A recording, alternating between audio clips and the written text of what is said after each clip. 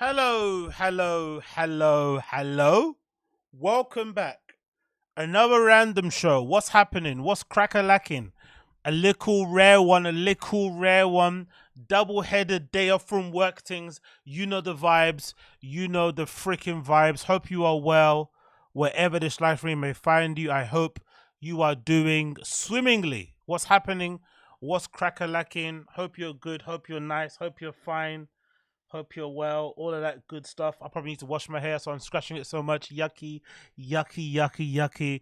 But big up everybody that's tuning in. I appreciate all of you. I appreciate all of you. So, randomly thing to talk about.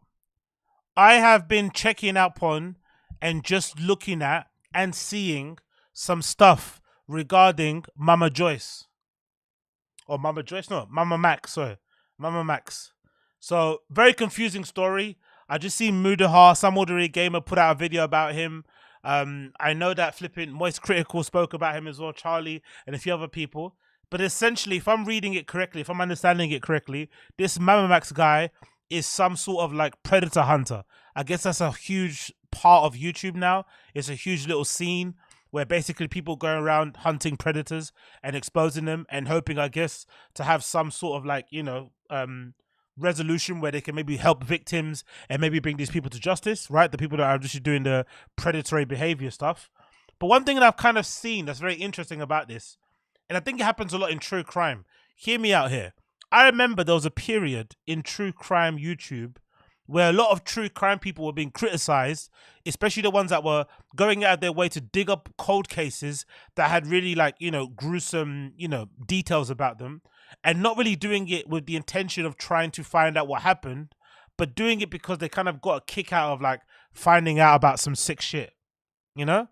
So I think the same thing is happening with the predator community. People aren't necessarily in it because they want to help the victims. It's almost as if you're in it because you want to make yourself a bit of a star. It's almost like it's almost like a form of virtue signaling, but it's different because you're kind of doing something noble, you're kind of doing something just, but you're also making it all about yourself. And something that I've realized, even with myself when it comes to content, it's very difficult not to be self-serving. It's very difficult not to have very selfish intentions that only really, are beneficial to yourself. It's very hard not to do so, which is why I understand why a lot of people sell out. I think when I was younger and when I was a bit more rebellious and when I was a bit more anti-establishment, I could never understand why my favorite artists, brands, bands would sell out. I'd never understand it. And then when I got older, people would tell me, "Oh, it was just for the money." I could never get that either because I think if you're talented and you've got a big fan base or you've got fans that love you, you're always going to be okay for money. It's not as if like you're never going to have money, right? It's just a ridiculous statement. But what I've realized over the time is that it has less to do with money and more to do with that kind of recognition, that noticing, people seeing you as something bigger than what you maybe were before, especially if you're like an underground band that's basically, you've been a bit of a cult hero. People love you in the scene, but you don't necessarily have that mainstream overground love. You want to be recognized by certain publications. You want to be considered for certain awards. Suddenly, when you sell out, those things come to you now. So it's less about money and more so about the recognition. I think the same thing happens with these weird YouTubers when they try to uncover things. It's less about helping the victims and more so about them. Before they were insignificant, before they didn't matter, before exactly as NJ just said, before they weren't a draw, they were not a draw. And now all of a sudden, if you talk about some girl in the middle of fucking Wisconsin that got fucking buried under some train tracks, now suddenly you become the main story also. You can be a part, especially if you find out some details that no one knew, maybe you piece together some information people weren't really looking at. Now all of a sudden you become, for lack of a better term, the hero of your own story. It's very bizarre and very disconcerting. But what it does prove is something that I think a lot of you are aware of. But keep this in mind. Very rarely are people's intentions pure. Very fucking rarely. Very rarely are people's intentions pure, and very rarely are they in it for the right reasons, which is why if I was you, and I'm like this anyway, it's a bit cynical to be like this, but I never give people the benefit of the doubt. You have to earn that from me. No one is owed the benefit of the doubt unless they're your family or your close friends. people they see on the internet should never be given a benefit of the doubt, ever. You should always be dubious. You should always be looking at the corner of your eye. What's this person's intentions? What are they really after? What's really going on here? And usually when you do that, you'll get to the core of the truth of what's actually going on. And that brings me neatly onto the topic that I want to open this show with. Because this has blown my mind. I'm not going to lie. Because at the time when it happened, I was duped by the tears. I was duped by the snot. I was duped by just the fucking pure freak nature of the situation that happened in real time. I was legitimately drawn by it. Like, I can't even lie and pretend that I wasn't. It definitely did get me. And what I'm talking about is Brick Lady. Do you guys remember Brick Lady? Do you guys remember this young lady who unfortunately, you know, spoke of some weird instance where she was out one day at a night out and these guys came up to her to try and get her number and she said no. And the guy, because he couldn't handle rejection, he allegedly hit her over the head with a brick. And if I'm not mistaken, when she got hit over the head with a brick, she ended up looking like this. Let's get the picture actually up on here. She ended up looking like the Elephant Man. That's how hard somebody hit her with the side of the head of a brick. She was crying on a video, talking about how nobody was helping her. Everybody just abandoned her. And it was a really kind of sad state of affairs to kind of see on the internet. Because it was like, shit, bro. Are there guys out there that are like so, you know, have such fragile egos, who have, you know, such insecurities, who are unable to, you know, accept fucking rejection, that they would like immediately go to violence when somebody says no? It didn't make any sense. It was super disturbing. It was quite sad to see. And obviously the conversation around it kind of devolved into like men against women, and it really turned nasty very quickly. But she did put up a GoFundMe that did really well at the time. I remember the GoFundMe, like even here, I've seen a screenshot. The GoFundMe exceeded her goal of $25,000. She got, at the time this screenshot was taken, $42,322. Crazy amount of flipping donations given to her, obviously because of that crazy instance that allegedly happened. Well, look at the headline now. Woman known as Brick Lady is charged in Houston after being accused of making the whole thing up. She's been charged now for making up the whole entire thing that split the internet. This topic that was a raging topic for like a couple of weeks over the internet, about men inability to handle rejection and how dangerous it is for young ladies to be out in town enjoying themselves and having a good time, and how there's no gentlemen around, and how black men especially didn't jump in to help her. This whole affair that split the internet, split past the social media, it's now being alleged that she made the whole thing up. I'm shocked. And we're going to quickly watch a video that kind of recaps it, courtesy of the platform Comedy Hype. This is the time when it came out. So this is from like 4 months ago when it happened. Comedy Hype did a pretty good comprehensive roundup of what happened. So I'm going to play a bit of it for you now to kind of jog your memory on what happened. And then we're going to obviously talk about the article. But this is absolutely crazy.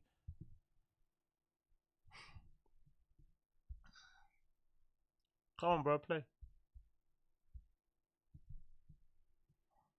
For Comedy Hype News, I'm Symphony Thompson. A viral video has been making its rounds all over social media where a woman is sharing her experience after encountering a man who hit her in the face with a brick for not giving out her phone number. The original video from Ro Bache was shared online by The Shade Room, Neighborhood Talk, and various others online tabloids. By the way, caption from The Shade Room reads, "Woman gets hospitalized after being hit in the face with a brick by a man after she refuses to give her number." The incident occurred in Houston, Texas, and she says she was surrounded by men who did absolutely nothing. She says the man got in the car and left the scene. By the way, those of you in the stream chat, did you guys know at the time that she was lying? Because I believe the story. I can't lie. I believe the story. I thought it was true. I thought it happened. What did you guys think? Did you at the time believe that it was a lie? Did you think she made it up? What did you guys think at the time it happened? Did you guys believe it or not? Of course she was lying. Everyone says, okay, so everybody believed it was a lie at the time. 730 said, I believed her. Yeah, of course she was lying. Someone had immediately said that they knew her and it was a lie. Austin Casey, I don't believe anything on the internet. Great guy, never met him. Do you remember, yeah, exactly. You see, that's the thing. Red Chem. That's exactly where I am. Somebody get hit with a brick with no abrasions or blood. I remember when somebody said that, I was like, you know what? That is kind of weird. She has no laceration, no gash. Like, it seems a bit strange that you get hit with a brick and it'll just like, swell up like that. After assaulting her. But I do remember, do you guys remember people on the internet, on social media saying that it looked more similar to like a bad reaction. Like she got an allergic reaction or something. Do you remember that narrative? I remember some guys, but again, if you're a guy and you didn't believe her on social media, you were getting shouted at so hard. So guys were afraid to say what they thought. But I remember there was a dude online that was saying that how that looks similar to some sort of like bad reaction to something. So maybe there were people out there that didn't believe it, but I honestly got duped. I'm not going to lie. I definitely got duped. And is afraid he will never get caught. Now, the first of several videos took place moments after the incident where Roe called out all of the black men that saw the attack and didn't do anything about it. Roe was shocked at the amount of bystanders that didn't intervene or retaliate in her defense. Yo, this man just hit me in my face with a brick and all these black men just watch and they don't give a I also didn't really get that point as well. I was unaware. I'm somebody that would say, if that was me and I saw that happening in front of me, I would definitely jump in. There's no way I'm going to let somebody get abused in front of me. That's not happening. Doesn't matter if I get kicked, my ass gets kicked as well. I'm definitely getting involved. 100% I would have. But I always thought it was weird that she expected people to jump in. That was like that. Don't get me wrong. I would have done it, but her expecting people to jump in and trying to shame them for not jumping in was very odd. Like, you're not entitled to anybody's protection. You know, they don't know you. Like, why would they do? You know what I mean? Like, it was a strange narrative to kind of run down. Yes, you can be disappointed, but to kind of like get them on face, you know, do a selfie video recording them, trying to shame them because they didn't jump into your beef is odd, because that could have been a domestic violence dispute. The worst thing you can do as a man is jump in during a domestic violence dispute, get your ass kicked, and then see the girl walk off with the guy that you're trying to protect her from. Because that's what happens a lot. If people are in, you know, toxic, abusive relationships, you know, they don't necessarily leave when you think they should leave. It takes some time, and usually jumping in actually maybe might make things worse, and will definitely make you question why you even jumped in the first place, because they end up walking down the street together, holding hands. Do you know what I mean? I'm sure most of you have seen that video. I'm sure you all have seen that video. I think it's in somewhere like in Eastern Europe. Maybe it's Russia. Who knows where it is, right? Where there's a couple. They walk into an elevator and then they just start fighting, and they're literally punching each other, and there's literally blood being splattered all over the fucking elevator, like crazy. Then they walk out on their floor, and then they come back 20 minutes later and they start cleaning the whole thing, both of them, like cleaning it like perfectly fine, cleaning the fucking lift of all the blood, and then they leave. Like, what the fuck is that? You know what I mean? Imagine jumping in the middle of that and then getting stabbed and then getting shot. It's fucking insane. So I understand that guys that don't do it, I would do it if it was me. I'm brave enough, and I have enough conviction, and I have enough principles, and I have enough morals, and I, you know, stand for something where I would do it. Even if my ass does get kicked, it doesn't matter. Even if I end up in hospital, I'll definitely stand up for somebody if I see them like that. But everyone else not the same thing. We are Theodore. It was me. I bricked her. Sorry. Bricked up on a fucking Thursday. Let's continue. Yes. Big up Rodeo Brito. Big up Rodeo.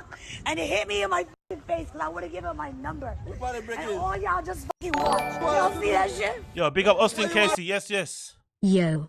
Big up as. Daytime stream to listen to on a work day? This day is going to be great. You know how we do. You know how we rocking. Y'all see that shit? What y'all do? I want y'all to be a man. I want y'all to be a man and do something. Y'all gonna let a man hit me in my face. Man, all y'all niggas. The next video shows. How can you be like post-bricking and you're still annoying? How can you be post-bricking and you're obnoxious and annoying and you just got bricked? You'd think it would like settle you down a bit, right? You'd be a bit chill. You'd be like a bit somber, contemplating like what led to the situation. But nah, she's still barking. And y'all niggas, y'all didn't help me. Y'all niggas, you bum ass niggas. Y'all didn't help me. Look at my face, you bum ass niggas. You should have helped me. Oh man, of shit. It's like, whoa, yo, relax, man. You just got bricked. Like, chill. Do you want an aspirin or something? Like, do you want a paracetamol? Like, do you want to pay? Like, why are you like, hey, like, whoa. Rowe in the hospital with her injuries Habibi, chill. clearly visible. She would go into detail about how disappointed she was. What have I ever done to anybody in my life to deserve this? I never did anything in my life to hurt anybody. Literally, a man asked me for my number. I said no, and he picked up a brick in front of so many men and was like, what you gonna do? And I told all these men, like... You know what? I know this is Monday morning quarterback things. I know, and I did confess that she did dupe me. I know this is Monday morning quarterback things, and I do confess she duped me. But doesn't she look like she's lying there? Doesn't she look like she's lying? Doesn't she look like she's lying right there in the hospital? She looks like she's fucking lying. Oh, man. Ah! I'm so dumb. How could I not see it? You can see her like looking for the story. Like, bro, she's lying right there. She's lying in the hospital. Fuck, man. I can't believe she fucking got me. Yo, why this man got a brick on my face? He's holding a brick. And all these niggas is watching. And nobody does nothing. And he hits me in my face and then they're all just watching. And they let that nigga get in a corner. How is this okay? This is what y'all doing to me. Hey, yo, Assad, I'm not gonna lie. I definitely was tempted to. I didn't in the end, but I definitely was close. I definitely was close to contributing to the GoFundMe. I swear to God, I was close. I think that's why I'm reacting the way I am. I was definitely close. You are bang on there, Assad. You are bang on. I was so close. It got me, man. I remember just browsing on social media. And I saw her face, like, she was crying, snot everywhere, looking like Elephant Man. I was like, oh my God, bro, what the fuck happened to this girl? And you're reading the story, like, oh shit, that's so horrible, that's so tragic. It immediately tugged at my heartstrings. And I was about to, like, you know what I mean? I was about to do the old phone, you know what I mean? You would have saw me in the list of donators on the side there. You would have saw me, list of donators. Donated, $50 from Agostino Zinga. You know what I mean? Get well soon, babe. This is horrible. EXO, get well soon, babe. This is so horrible. I feel bad for you. Yo. She nearly got some of my cat money. She nearly got some of my cat shekels. Some of my cat shekels nearly went to her fucking lies. She nearly got my cat shekels. How dare you? How dare you? Women? In the final video updating everyone, Rowe would express gratitude for the support she's received thus far, but also took the time to call on her followers to put the face of the man who hit her. This girl was full of shit from the beginning, innit? I can't believe I didn't see it. Maybe it's the fucking glasses. Look at this girl. Look at this girl, man. Imagine making content around getting abused like this. Like, surely you'd be like, want to be hidden somewhere. Like, look at this girl's face. But also took the time to call on her followers to put the face of the man who hit her out there. She would ask to center and make... Come on, man. I can't believe I didn't see this. Oh my God. I'm so fucking gullible. I swear I'm so gullible. I swear I am. Fuck. You know what it is? I'm going to be confessed. You know what it is? It's the bogey. When somebody cries and they start as an adult, because you do that when you're a kid, but if you're an adult and you're crying and there's bogey coming out of your nose, you must be really sad. Like something really bad happened. Like you're like, how can I not be feeling sad for you? How can I not have empathy when you're like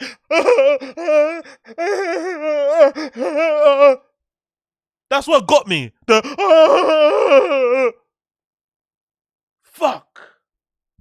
Him the focal point of this discussion instead of her. After thanking those who were on her side, Ro would end the video by calling her criticizers unsympathetic, lacking compassion, and evil. Her caption read, "My anxiety is on 10. I'll be on Do Not Disturb for a while." You don't even know. I really, really do appreciate the support. You know what I mean? I see so many women coming. No. See, I don't think though. No, I disagree. Rodeo, I disagree. She perfected the cry. I disagree. You know, I disagree. Most people have a cry they perfect, but it's like, it's not the bogey one. It's like a, you know, it's like a, if you have to rate cries from like 1 to 10, 1 being the like, you know, the lowest, maybe you kick your toe in the bottom of a couch, and 10 being like something really tragic happening, like a member of your family passing. Rarely do you don't really have the member of a family passing tears on deck. You can't just press a button and just go, okay. Most people can't do that unless you're a fucking actor. Do you know what I mean? Who can do that? Who can bogey cry on fucking command? But clearly she can. Clearly she fucking can. She bogey cried on fucking, yeah, so maybe you're right. Maybe you're fucking right. Maybe she's one of those freaks that is able to bogey cry on command. Because I think we all have it in our ability. All of us here have the ability to probably cry at a level 5 on command. If we have to. If we have to get out a lie, do you know what I mean? If we get caught fucking stealing some chocolate in the store, you know what I mean? We don't want to get, we can all cry. But can all of us cry at level 10? Can all of us go, like, I can't do that shit. How do you do that? How do you make bogey come out of your nose on command? That's insane, bro. That's insane. That's mental health levels of insane. I swear it. I fucking swear it. Appreciate it. I'm in gratitude. Austin Casey. I can learn from okay, you see? This is why I have the best chat. This is why I have the best chat. I can learn for 42K. That's it. That's fucking it. You put up 42K, I can learn to cry.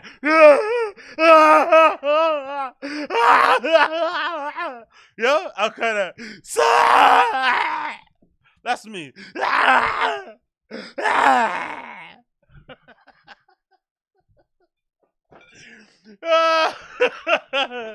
Yo. And I don't know how GoFundMe works, but I bet GoFundMe you can probably withdraw the funds all at once, right? I don't know how GoFundMe works, but I'm assuming you can just withdraw the funds all at once. So you get that 42K, boop, straight in your Wells Fargo, boop, straight in your Bank of America, boop, straight in your Monzo, boop, straight in your Lloyds, boop. So if that's the temptation, let's cry together. 1, 2, 3. Ah! 1, 2, 3. Ah! Yo. I don't appreciate being centered and talking about. There's a lot of bullying. There's a lot of fucking bullshit, and y'all just kill me because I didn't have a choice. You know what I mean? There was nothing I could have done to anticipate something like that to happen. There's like 42K, I'll be whatever you want me to be. Exactly. Zero that I could have done. If y'all want to talk about this conversation, go ahead, because I'm the one that brought it online. But censor him. Put his face out there. Put his face out there. Y'all talk about him because he's the one who made a choice. People know him because security told me that, you know, he used to work somewhere at some restaurant. So we will find him. And when I do, I need y'all to censor him because he also jumped in a car with a bunch of black women. You know what I mean? He was trying to jump in a car with a dude, but we wouldn't let the car leave. So he jumped out of that car and ran into another car, and I couldn't get the license plate number. Y'all know who he is.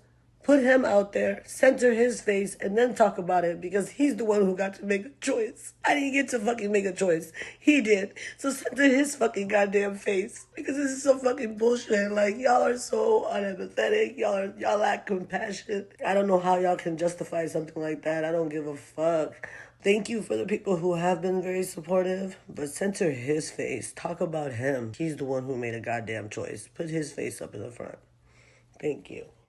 Since the video was released, online users have been split on this issue, with some even discrediting Ro by bringing up her past videos to justify her being hit. There have been a few more videos circulating that show Ro lightly slapping some white men across the face with the caption, "Indeed, we're all God's children, but we're his favorite." This is activism and consensual, and I do not promote actual violence.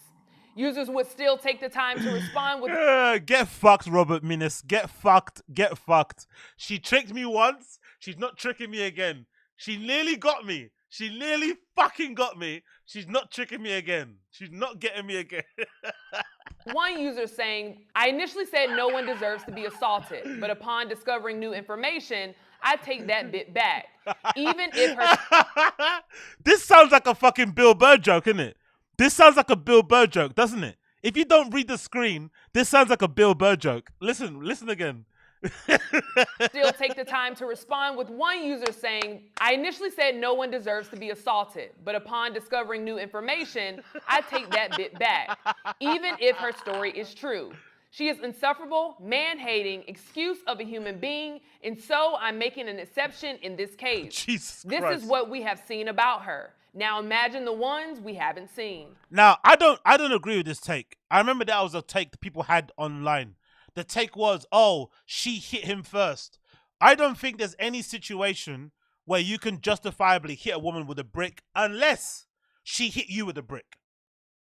That's the only way you can justify hitting a girl with a brick. And even then, like, that's some psycho shit. You know what I mean?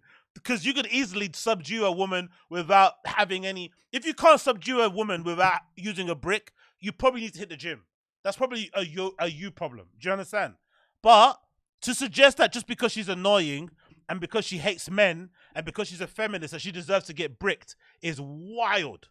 That is wild. Like, some of the takes I saw online were like, fuck, man. You guys have a real... Especially in America, I feel like you guys have a real civil war with the blacks over there, between the men and women. Like, men and women within the black community in the United States don't really like each other. I don't think they like each other at all. The women run the guys' pockets. The men, you know, treat the women like they're all fucking sluts. It's fucking weird. When they were saying that online, I was like, rah, like just, so what? Because she's annoying, because she's insufferable, because she's obnoxious, because she's a bit up her own arse, she deserves to get bricked. You're going to brick somebody for being annoying? Are you going to shoot somebody in the fucking face? because they annoyed you. You're just going to shoot someone. It's so wild out there in America. Honestly, you guys are fucking nuts. So yeah, I stand on that anyway. Unless a girl bricks you, there's no reason why you should brick a girl. Like, honestly, come on. What are we doing here? Another video shows the woman twerking, insinuating that this was an excuse for what happened. Look at how Brick Girl acts around white people. On the other side of the argument, a social media user representing... Imagine thinking she deserves to get bricked because she twerked. She twerked on the colonizer. That means she deserves to get bricked. Come on, man. Come on. Some women's thoughts would say, this is why I'll always give my number out in public, regardless if I have a man or not, because you never know how a man will react when he gets rejected. This is sad and she didn't deserve this at all. It's scary out here. Women should not have to do this to protect ourselves. Now, I agree with the sentiment here. It is quite sad that we do live in a world where women legitimately have to fear for their lives when they step outside. I remember this one time when I went to a house party. I forgot when, it was like a long time ago, right? I went to a house party, and I usually, whenever I go to house parties, I don't do it anymore now because I feel like it's a little bit self-absorbed. But when I'd go to house parties, I'd always want to be the center of attention, and I'd always bring up these fucking topics to people to talk about and get the whole room debating and, you know, make it a bit of a vibe. But I stopped doing it now because it just, you know, it's a bit cringe. So, which one time I did it, and I remember asking girls in the room or something like, oh, put your hand up if you've been assaulted or something, if you've been sexually assaulted in one way. And literally every girl in the room put their hand up. And they all went around and basically started talking about what happened. And it was all horrible shit. Like getting touched up in the club, somebody did this, somebody jacked off in front of me. Like horrible shit, right? Horrible shit. And then one thing I remember learning when I was in that house party that I never thought of as a guy was that some girl was like, oh, and one of the worst things she said, that one of the worst things about being a girl is that I can't even like enjoy things like Uber Eats and stuff. I was like, why? What do you mean? She's like, oh, like obviously I don't order that stuff on my own because I live alone, innit? Like I live alone and I don't live in a good place, you know, part of town. So if I order stuff, usually guys that deliver stuff sometimes can be a bit weird. when they deliver stuff. Because obviously if she's ordering a pizza and it's like one pizza and a bit of garlic bread, maybe they can tell that, oh shit, you're alone, and that they can maybe get some ideas and shit. I was like, what? It's like, yeah, it's happened a couple of times. So there's girls out there that legitimately don't order shit online delivery because they're afraid some guy might try and assault them in their home. Or what I've heard of some girls do is that they'll purposely order food online and make it look like it's for 2 people. So if they order a pizza, they'll order 2, like a meal for 2 or something, to make it look like another person's indoors, or just like fake talk to somebody, so somebody who doesn't get the wrong idea. Can you imagine living like that? Like, that's fucked up. And that's something that we don't see as a guy because, you know, we're dudes, isn't it? Like, you just order what you order. Like, I open the door sometimes fully starkers, just popping my head out. Yeah, you're right, mate. Yeah, thank you. You know what I mean? It doesn't matter. Try and beat me up when I'm naked. I dare you. Try and beat me up when I'm naked. I'll put my fucking nuts in your face. That's it. Job done. So, obviously, as a guy, we don't have to have that thing in our back of our head. And I think the same thing happens with dudes with numbers, because as much as you like, you know, men want to be rah, rah, rah, and I'm the same, we all know some freaks. We all know some weirdos, guys out there that don't respond well to rejection. Like, we've all had friends like that we've grown up with around our area, maybe in school, where they handle rejection really weirdly. Like, they get super, you know, they want to get physical. They get really rude and aggressive. They start swearing. Like, it's like, yo, she just said no to the dance. She just said no to the number. Like, it's not that big of a deal, brother. Like, you're not. And I'm one of the people that thinks you're not even obligated to. You're not even entitled to a response. If you decide to go and holler at somebody on the street, like, and you know, because you like what they look like, whatever, and you imagine them naked and shit, you don't fucking owe the response. You know what I mean? If she wants to give you one, then fair enough. But if she decides to scream, run away, tell you to fuck off, whatever it may be, you have to just eat that. It is what it is. It's the price of the game. That's what happens when you roll the dice and you're trying to hook up with somebody. Is that sometimes she may say, "Oh, hi," and then sometimes she might say, "Ah." It is what it is. You can't respond to a scream with fucking punches or bricks and stuff. That's not on at all. That's not cool. But the sad thing is, to end all that fucking simping, the sad thing is, this girl fucking lied. That's the sad thing. She used all that trauma. She used all that real pain. She used all that fear that some women actually have, and she exploited it for her own personal gain. This woman, in my opinion, again, this is a stretch I'm going to say, I think she's worse than the guy that could allegedly brick her. Because she's taken the pain of people that are actually going through real shit for her own personal gratification. That guy that can allegedly brick you, that's like a 1 in a million opportunity. That's like a 1 in a million situation, opportunity, circumstance that could happen, whatever. But a woman being premeditated and thinking through a scam like this, and playing it all out, and, you know, purposely eating fucking shellfish so her face fucking inflames, all this sort of nonsense, that's fucking evil. That is pure evil, that you would exploit and take advantage of people's real pain for your own personal gain. That's fucking not on it as well. But again, what do I know? Now, Comedy Hype's own Yamanika Saunders would respond to the story via the Shade Room's Instagram post saying, "Black women, we are on our own. They will not help or protect you. Y'all have to give up the fantasy of black men protecting y'all. They hate us too. What? We have to protect ourselves." Yo, what the fuck, man? Why are we getting attacked? What did we do? She fucking lied. Yo, who am I? Am I fucking Batman? Again, I've got some courage, right? I don't mind getting into a scrap. I don't mind if I win or lose. I'm not that bothered. It's only a fight. Scrapes and cuts are fucking temporary. Pride is fucking eternal. I don't mind getting my ass kicked or whatever. It is what it is. But should most guys be putting on a fucking cape? Why would you do that for someone that you don't fucking know? Like, what's this all about? Hey! And she fucking lied as well. Joining me, I have our very own borderline analyst, Anyway. Miller. But first, let's hear from a witness from the actual incident. Go. I was one of the guys who was there.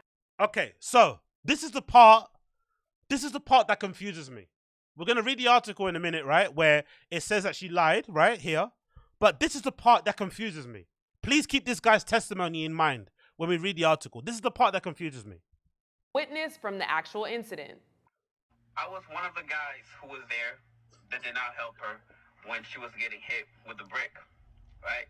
I feel like people need to know the whole story before they start commenting and say things they don't understand or they don't know. You guys don't even remember who you guys are trying to defend, who you guys are trying to speak up for. This is the same woman that was going around smacking white people in the streets. She's not innocent. She was actually taunting the guy to hit her. Why would I go defend somebody that's actually looking for trouble? This woman, she is literally a troublemaker.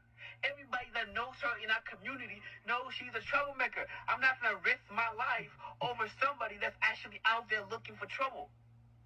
If you go on social media, online, you're going to see some of her antic videos, taunting people, looking for a reaction. Well, she got what she's been looking for, and you guys are giving her the attention that she was actually seeking for.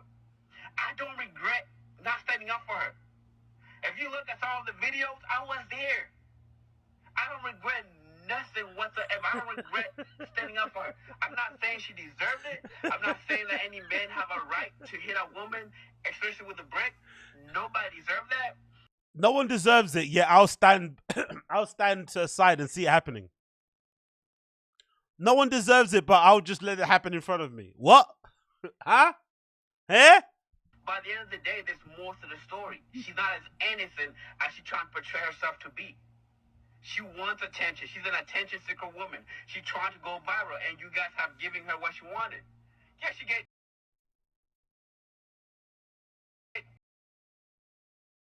Yes, she did get hit by a brick. Yes, I saw it. Yes, I was standing by doing nothing. And if that shit happened again in the same circumstances, I will watch. Because she's not as innocent as she portrays herself to be. She was taunting the guy. She was calling him all type of names. She was degrading him to a point where he resulted in picking up a brick and hitting him. Big up NJ Ranger. Not just that, gender baiting, race baiting, co-opting black women's issues into this. She should settle down with that nice young Jesse Smollett fella. Yeah, man, honestly. Yeah, that's it. Good point. Gender baiting, race baiting, co-opt. Yeah, it's just... Honestly, that is way more evil than somebody's, again, it's all bad, but somebody's moment of fucking flash moment of aggression and fucking psychosis that pales in comparison to somebody sitting down and planning out this whole fucking thing. I don't condone that type of behavior, but once again, she's not as innocent as she portrays herself to be. I literally, I remember a while back, she's posting videos going around in public, literally smacking old white people in the face. For what? Don't smack my white boy in the face. Don't smack my white baby in the face. You know? What's this? Taunting my white baby. Taunting him. She's taunting my white baby. Don't smack him. Leave my white baby. My white niggas. Don't taunt my white niggas. What? Okay. Whatever, dude. Anyways, so let's read the article, right? Because this guy said he was there, saw what happened, and didn't intervene. Now, this article is fucking crazy. Let's go. Courtesy of click2houston.com. A woman who went viral after making claims a man assaulted her with a brick outside a Houston club is now accused of raising tens of thousands of dollars in GoFundMe scam. So they're calling it a scam in full HD here. They're calling it a SCAM, right? Scam. Please forgive me. Roda Osman, 33, has been charged with felony theft by deception. According to the charging documents, Osman raised at least $40,000 through a fraudulent GoFundMe page she started in September that claimed that she was a victim of a similar attack more than 3 years ago. On September the 3rd, Houston police officers responded to an aggravated assault incident. They met Osman and her friend.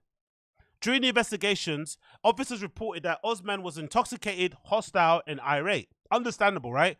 Given the circumstances. You're out anywhere on a night out. That happens. If it actually happened, it can be understandable why she was intoxicated. It can be understandable why she was hostile and why she was irate. Perfectly fine so far. In the original police report made at the scene, Osman claimed that she was walking on Schumacher Lane when an unknown man threw a brick at her and she would not give her a phone number, the court documents say. I'm just picturing a scenario of some guy like throwing a brick at a girl after she says no to the number, and it seems so funny. It seems like a sketch out of like The In-Betweeners or something, or like I don't know. You know what I mean? Like some guy just hurling a brick at a girl when she says no is fucking insane, bro. Insane. If you actually did that in real life, like you deserve to be in prison.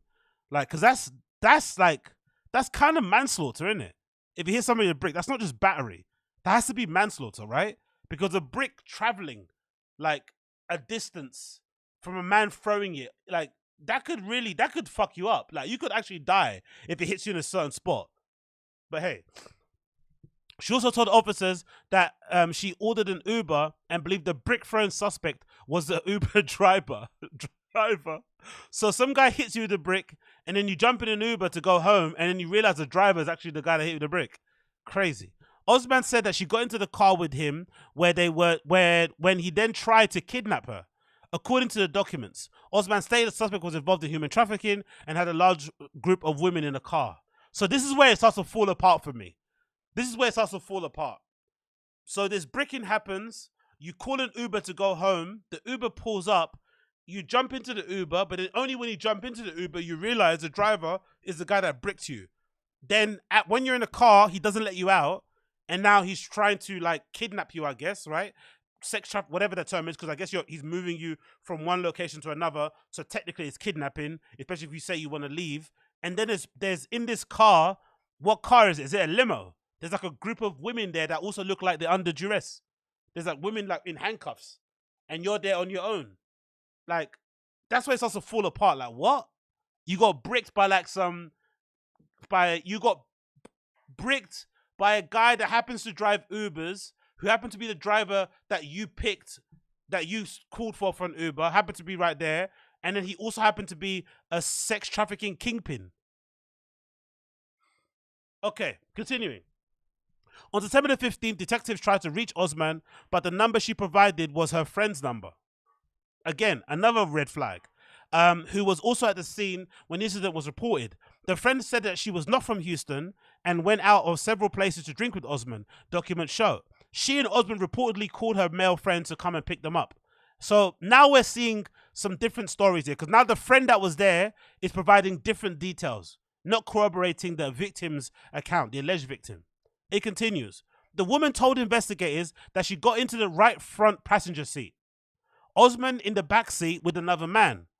So now we're getting the scenario that the car was like what? Like a Prius, like a regular, a regular 4-door, 5-door fucking car, right?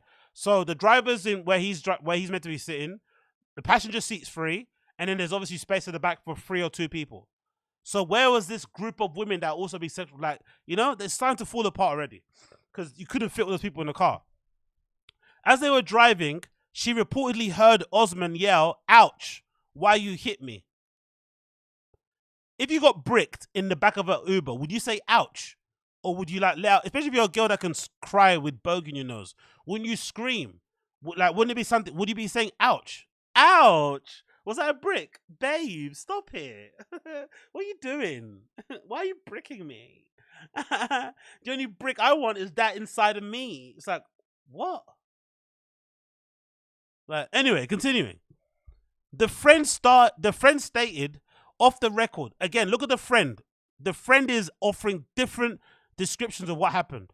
The friend stated off the record that she did not believe that Osman was hit with a brick, according to the charging documents.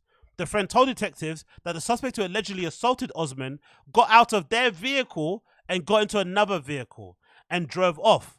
She said Osman went live on Instagram and that she tried to convince Osman to call the police. So she didn't want to call the police. The guy allegedly left before the police got there. Whatever. It continues. The friend said she did not know the 2 men she got into the car with and would not be able to positively identify suspects according to the documents. So I'm guessing 2 men, she means one the Uber driver and one the guy that got into the back with her friend. Also, I guess there's something to be said for if you're a girl and you both, because they went out on a girls' night. If you're going out on a girls' night and it's a time to go home, would you be comfortable getting in the passenger seat and leaving your friend to be at the back with some random dude?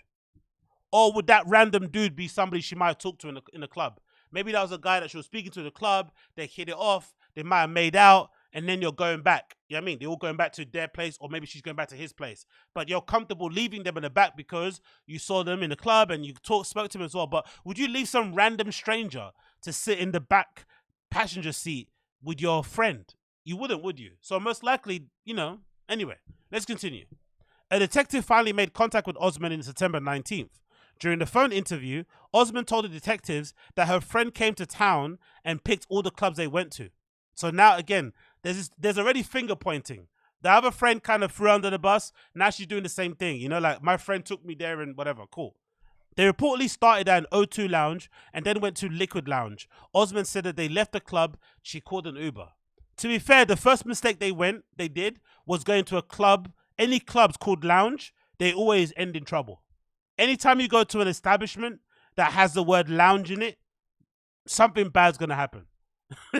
Always. Never go to a place that says lounge, because it's not a lounge. Because lounges are meant to be comfortable. You're meant to be feeling safe, you know? But these lounges are usually the opposite of comfortability and safety. But again, what do I know? According to the charging documents, when the dark-colored sedan pulled up, Osman thought it was the Uber that she called and got inside.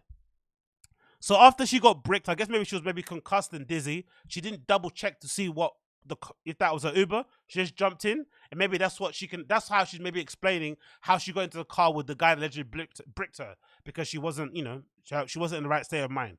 Maybe. Osman told the detective that when the suspect hit her in the face with that's when the suspect hit her in the face with a brick when she got into the car. Imagine waiting to hit somebody in the face with a brick in a car, not outside of a car. She also stated that she did her own investigation and found out that it was a man called Olin Douglas, who assaulted her. When Osman was asked where her friend was at the time, she reportedly became upset and said that her friend was far away from her while talking to another guy. See? Look at this. No honor amongst fucking women. Look at this. Look at them both throwing each other under the bus. Osman then changed her story to say that she was assaulted at the Liquid Lounge Club. After more questioning from the Houston police detectives, Osman became upset, asked to speak to a detective supervisor, and then hung up. The detective said that she still provided her name to the sergeant. So she changed her story, said it was in the car, then it was in the Liquid Lounge, and then she said after that, and then she hung up the phone. Like, again, that's somewhat understandable if the assault happened. It's traumatic, you don't want to go through it again, hung up the phone, get fucked. Cool. Let's continue. Surveillance video tells another story. This is where it falls apart, and this is where it really starts to hurt my feelings, because I believed her original story, and I feel like such a fucking idiot. I feel like such an idiot that I got duped by her bogey and her tears, when really it looks like she probably made up the entire thing. On September 20th, Houston police detectives canvassed the area where the assault was reported and spotted surveillance cameras in the 5600 block of Schumacher. The company that owns the cameras provided detectives with the footage from them. Charging documents show. So there's CCTV footage of what happened. It continues. In the footage, the man that Osman claimed hit her, Olin Douglas, was also identified. So this man does exist. Detectives said Douglas, Osman, and her friend were seen talking amongst each other and walking towards TikTok Garden. Yo, what place is this in the US where all the clubs are called lounges? TikTok Garden Lounge, Liquid Lounge, O2 Lounge. Why is everything called a lounge? Like, what the fuck is this lounge thing? Is this like a sly way of calling somebody a strip club? Like, what's this lounge obsession? So weird.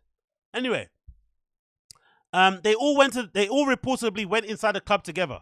So the guy that allegedly bricked her, her friend, and the victim all went to the club together. Perfectly fine. No bricks involved. About 20 minutes later, the video showed the trio walking outside the club, then walking towards a white Maserati. So they get in a little bit, they feel the vibe. This lounge isn't lounging. They step outside. The guy says, yo, come to my whip. His Maserati's outside. You know how girls are. They don't know anything about cars. They probably feel that's an Aston Martin. Do you know what I mean? In their head, that's probably a Bentley. Do you know what I mean? He's like, yeah, pulls up. He's got his little Maserati out there. They're like, oh my God, it's so fast. Ah. Whatever. Cool. Yeah? Cool. The Maserati is parked directly on the side of the business. Douglas reportedly is seen leaning on the right passenger door while Osman walked towards him. Now, most guys know what I'll go on with that, innit? When you're leaning up against the car, it's your whip, you know, the little bad bee that you've been speaking to in the club, she walks up towards you and that, you know what I mean? You get your arm around that thing and that, you know what I mean? You're there, you know what I mean? Just like giving it your like R&B lips, like, yeah, you know what it is, right? So they're in happy go-go time, right? They want to have some adult fun. They're like, yeah, you know what I'll go on. You know how it is, isn't it? Yeah? You know, so it's not a trug walk, it's a Maserati walk. You feel me? Big M's in the building, Maserati walk, you know what I mean? Yeah? Boom. Cool. That happens, yeah? So, according to the documents, the surveillance footage shows that Osman started dancing on Douglas. So they're outside. He's at his Maserati, white Maserati, right? Licking his lips, right? All that shit. And then she's like twerking on him, right? Really that, papa da booby bat, papa booty that, papa booty that, right? She's making it clap for him outside the fucking Maserati while her friend plays what? Candy Crush on her phone, right? So yeah, cool. Yeah, she's making it clap for the nigga outside of a fucking club, right? While her friend was in front of the vehicle. So there's another guy involved. Double team thing, right? Cool. The video was then reportedly shows all 4 people getting inside the Maserati. So they all got inside the Maserati. Cool. The unidentified man got into the driver's seat because it's his car. The friend got into the right passenger front seat, and Osman and Douglas entered the back. Cool. A few minutes later, Douglas was reportedly seen getting out of the back side. So, what's this? How many minutes later? A few minutes later. Then Osman and her friend also get out. So they get in for a little bit, maybe to charge their phones, maybe to have a little bit of tongue wrestling, whatever they do. Then they quickly jump out again. According to charging documents, Osman and Douglas were in an argument. So somehow it went from, that's how you know they're all drunk and doing nonsense. They went from fucking, you know, kissing and touching each other outside. She's twerking on him, having some fun, whatever. They get inside the car. A few minutes later, they step out and they're arguing. It's typical night out shit, right? It happens all the time. Blah, blah, blah. Osman were in an argument and Douglas reportedly swung his right hand while holding what appeared to be a plastic water bottle and struck Osman in the face. According to the charging documents, that guy and that girl who said she got hit with a brick got into an argument. The guy has a bottle of water in his hand and he smashes that on the side of her face. Detective says Osman then sat in the passenger seat of the vehicle while Douglas stepped away. She gets hit in the face. They're, oh my God, what are you doing, you fucking idiot? They get split apart. She gets told to sit down in the car. The guy gets told to fuck off, I'm assuming, right? When Osman gets out of the vehicle, detective says the unidentified man took off. So she gets out of the car, he took off. The footage captured the incident did not support the statement. So there's video footage of her getting hit in the face with a water bottle after having an argument with a guy outside of a club, not a brick. Now the question remains, was the water bottle frozen? Yo, big up Proven 187. Wagwan Proven. Wagwan my guy Proven. Bang your chest. Was the bottle frozen water? Was the guy fucking 4 and he had superhuman strength and he was able to turn that bottle of water into a fucking brick with his force and shit? How did she get that fucking well? That's what I want to know. Because the video footage shows she didn't get hit with a brick. So she definitely lied about the brick thing. So how did she get that fucking thing on her head? How? That's why I'm confused. How did she get that? How did that happen then? She didn't get hit with a brick. So what did the guy do? Did he hit her with the water bottle and then with his fist at the same time? And it just maybe made her face go big. Doesn't make any sense. I don't know what's happening there. It continues. When Osman went live on Instagram after the incident, she went viral on social media on the 4th of September of the day after the alleged assault. A GoFundMe account was created and listed Osman as a beneficiary. The account raised $42,000, according to the charge documents. It stated that she was attacked by a brick and that she was walking down the street because she was declined to give the guy a phone number. The page reads, women get hospitalized after allegedly being hit in the face with a brick by a man. She refused to give her number. The alleged incident happened in Houston. She says that she was surrounded by men who did absolutely nothing. She says the guy that got into the car left the scene after assaulting her, afraid that he would never be caught. The viral video link on the GoFundMe still directs to her Instagram account. The video received more than 1 million likes. A link to ROGAN'S external injuries credits redirects to TikTok and currently shows the video is unavailable. The GoFundMe account is reportedly frozen after several donators reported it as fraudulent. During the investigation, detectives said they received a call from Daphne Sutton, a mental health advocate and blogger on TikTok, who believed that Osman was conducting a scam. So a TikToker called the police and said, nah. Because of a similar situation happened in Minneapolis. So she's been known to do this in 2020. She reportedly provided detectives with another GoFundMe account. I didn't know this part. Yo, big up Wingus McDingus. Wagwan. Big up has. Yes, Big yes. up the chat. Have we done the bopper chat yet? Not Just yet. tuned in. Not yet, brother. Not yet. I'll move on because I've been an hour in this stuff and I've been rambling. But not yet. We'll move on there. Big up Wingus McDingus. Appreciate you, brother. So, she reportedly provided detectives with another GoFundMe account that was created by Osman in 2020 with the same narrative of a black man hitting her. Sutton made TikToks about the incident and said some of Osman's friends and her ex-roommate reached out to her to provide a statement. Yo, big up this TikToker. Big up Daphne Sutton. Big up fucking Daphne Sutton. Oh my God. She did the exact same thing in Minneapolis. Detectives reached out to Minneapolis Police Department and asked about the GoFundMe titled Help Black Muslim Mother. Oh, come on. Look at all the victimhood. Black Muslim mother. Come on, man. You got the black thing. Mother, I'm assuming single. Muslim religion. Come on. What next? Queer. I'm surprised she didn't put that. Help lesbian black Muslim mother. Like, come on, man. I can't believe she fucking duped me. Description stated, a young look at that. I just said it. A young black Muslim single mother was viciously assaulted by private security in Minneapolis.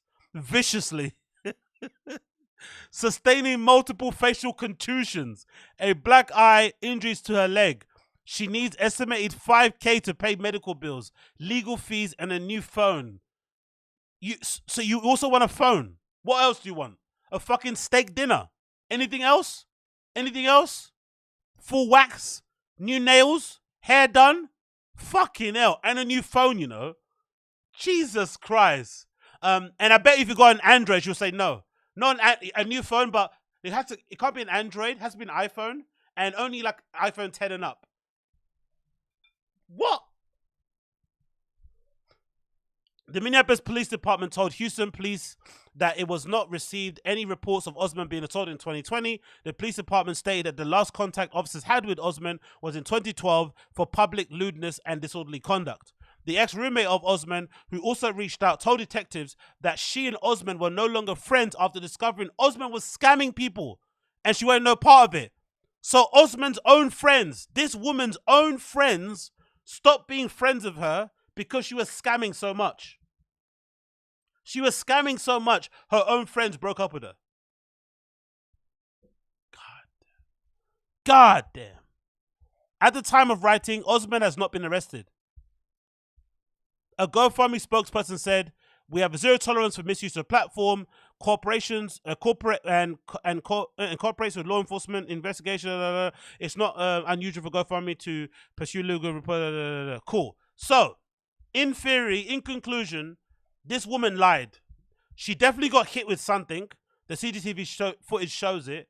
But how she framed the story, that she was walking down the street, minding her business, being a hot young black girl magic, living her life, not hurting anybody, just living her truth, shining her light, whatever it may be, and then some fucking beast of a man decided to ask her for a number. She said no, and he bricked her. That story was false. It didn't happen. the CCTV footage shows that the guy that bricked her or the guy that hit her, she knew him. They were having some sort of flirtatious back and forth. It didn't end well because it went to an argument and then he ended up hitting her with a water bottle. But a water bottle isn't a brick. But of course, if you want to have a GoFundMe and raise some money, it doesn't bang properly if you say somebody hit me with a water bottle. Does it really? Right? It hits better when you say, I was minding my business being a hot girl and living my hot girl summer, and some guy who I said no to hit me with a brick. That has a bit more of a punch to it, especially if you team up with the pictures. Now, I just want to know, what is the deal with this guy? Did he lie then? Was he not there? Because he said he saw her getting bricked. Was this guy lying and he wasn't there? And I also want to know, how did she get that welt from a water bottle? Like, how does somebody hit you hard enough with a water bottle that you can have your whole side of your face swell up like that? Is that possible? Could somebody tell me? Because it doesn't make any sense to me. Because I'm imagining if she was in a club, most likely club water bottles are like the small ones, right? You're not going to get like a massive bottle. I don't know, unless you had an actual like glass bottle or something. But most likely when you go to a club, they give you plastic water bottles, the regular ones. Can you actually throw a water bottle like that at somebody hard enough and make them have a welt on the side of their face? That's what I'm a bit dubious on. But in conclusion, she lied, and it's really unfortunate because the actual real victims out there, women who actually do get assaulted, women who actually have been, beat fucking black and blue by fucking, monsters of men who don't take rejection well, they are now going to have their stories, put into disrepute. People are now going to be, poring over the details, combing through everything, asking them loads of questions, and kind of making them relive their trauma because this lady decided to lie. So actual victims that need people's support, that need people's like undying support, right, unwavering support, are now the ones that are going to be, questioned. They're now going to be doubted because this one lady decided to, make this whole scam up. It's absolutely disgraceful. It really is fucking disgraceful. It super is disgraceful, especially because it turned into a bit of a civil war thing. It turned into a bit of like men against women on social media because this lady. She turned it into like it was like a proper hot button topic for, the couple of months that it fucking happened. With some guys saying that, yeah, there are some things that women could do that could justify bricking, and women basically saying, no, you can't do anything that would justify hitting me, and this is what happens all the time, and men are evil. It became a really toxic, place to be on social media because of this one woman's account that was now being told to be a lie. Fucking crazy, isn't it? Absolutely crazy. But to be fair, looking at his picture, she's a bit of a psycho, isn't it? I'm just clocking the picture. She's got her fucking head wrap on, skin glowing, eating a fucking eating a watermelon in the same picture. I'm black, I need your help. I'm black, I need Oh, yo, she's a psycho, man. She's a fucking psycho. She's a fucking psycho, man. I swear to God. Black girl magic. Hey.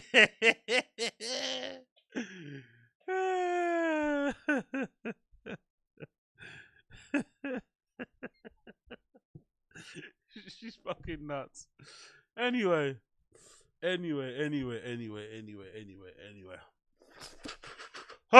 Okay, dude. Move on.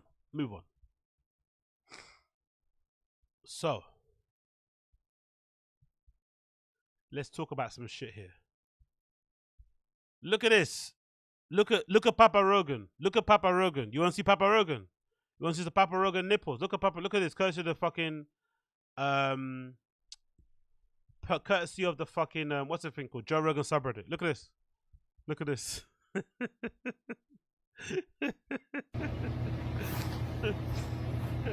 Oh. Hello, friends. It's 21 degrees. He looks like our dad. Like, this is so boomer, isn't it? Rogan's become our dads. Rogan's become. Oh, big Austin Cation. Appreciate you, bro. Wait. In the first pic, her face and lips are swollen. The second picture, the lips are neutral. Did the brick hit her lips too? I don't know about that. Let me check. I don't know about that. Big up Austin Casey. Appreciate it. Let me double check this. I don't know what do you mean by first and second picture? Oh, there. Okay, cool. Here, right? You mean this? You mean this? Sorry. What? See, you mean this, right? You mean that? So in that, yeah. Okay, cool. To be fair, I think it was because of that happened that was initially after the event. So this is her in the hospital.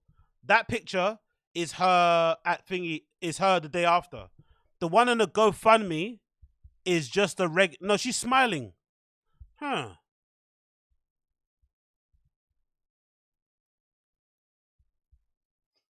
Huh. Did she get her lips done in between? Did she get her lips done in between? Did she use some of that GoFundMe money to get some Oh, please don't tell me that's the case. Please don't tell me. Please don't tell me that's the case. Did she actually do that? No, I don't think. I think the lips are the same. I think it's just because she's smiling. They look a bit thinner. But I don't think she got anything done. I don't think so. I don't think so. I don't think so. No, the pic with her and the watermelon. Okay, cool. Yeah, I don't think so. Nah, I can't. No, I don't think so. It's a good. Come on, guys. In terms of a scam, that's a good picture, though, isn't it? Right? If you're gonna scam people and you're gonna use your race and your identity and your victimhood as a crux, that's a good picture, isn't it? Come on, that's a good picture. Black woman, watermelon, shining in the sun, big smile. Like, that's a good picture. That will immediately draw you in, you know?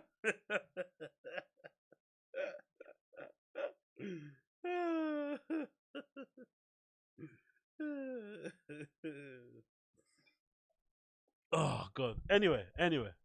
Let's move on. Let's see Papa Rogan's tits. Where's Papa Rogan? Let's see his fucking boobies. Come on, Papa Rogan. Show us your boobies. Here in Austin, Texas. That means this water, which is 34 degrees, is actually going to warm me up. Ugh. Oh. There is no part of me right now that... Hey, Daddy Rogan. Woo. Naked. Wants to do this, which is why I'm doing it.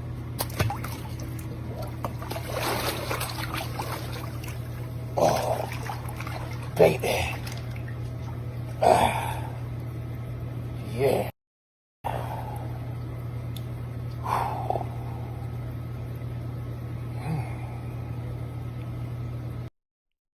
What's he doing? What's bro doing? Why does he want to pat on the back for this?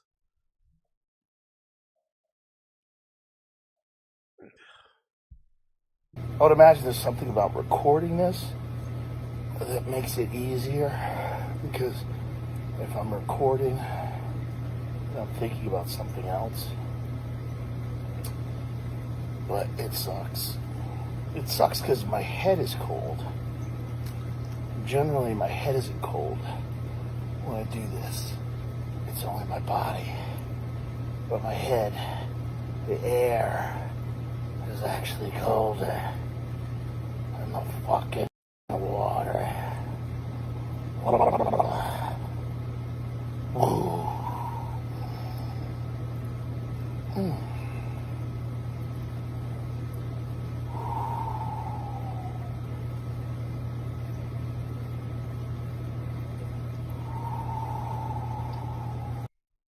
He's having a cold bath and he's like broadcasting it to the world. I'm like, I don't know. Usually if I'm having a fucking slow day and I want to wake myself up again, you know, I think we all do it maybe. You jump in the shower and then towards the end, you just leave it on cold for about 5 minutes.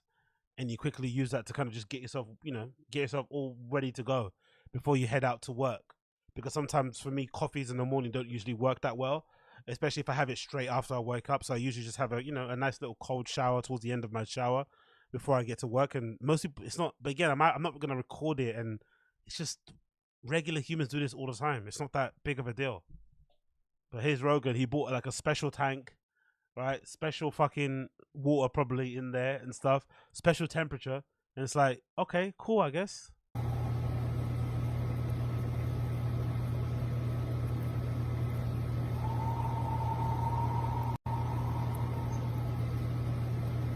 But then there's a part of me that kind of does understand why he does this, because I guess when you're as rich as Rogan is, there isn't a lot of things that there's not a lot of stuff that you do that's hard.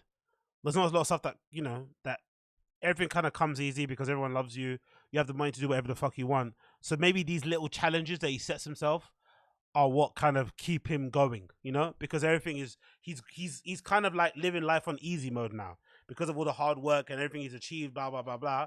You know, life is a bit cushy for him now, especially in his old age. He can do what the fuck he wants. So maybe these things that he kind of purposely puts himself through, like the hunting and the fucking sitting in the cold tub, are what kind of keep him going, give him a reason to live, which is kind of wild to say that ice cubes make you want to live, but hey, you know what it is.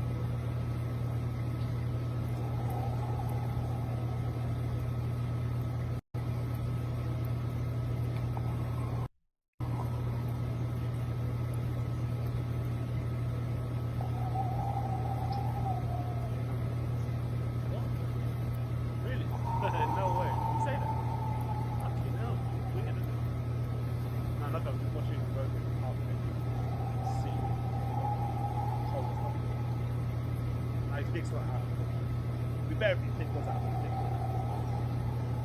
He's been going for like 5 minutes. Yeah, no, it's weird. He's just sitting in the tub.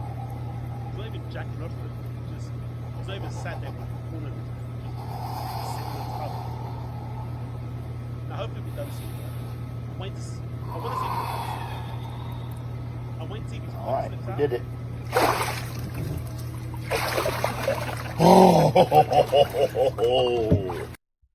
Question again. Question. Be honest, guys. Guys, be honest. Men in the chat, be honest. Big up Austin Casey. Rogan moves to Austin and tells everyone about cold baths. Bro, we have a cold spring that is the size of 3 football fields that Austinites swim in every day. Oh, really? Is that like a thing in Austin? I want to check that out, actually. I want to check that out. Big up Austin Casey. Really, is that true? We have a cold spring that is okay. I never knew that.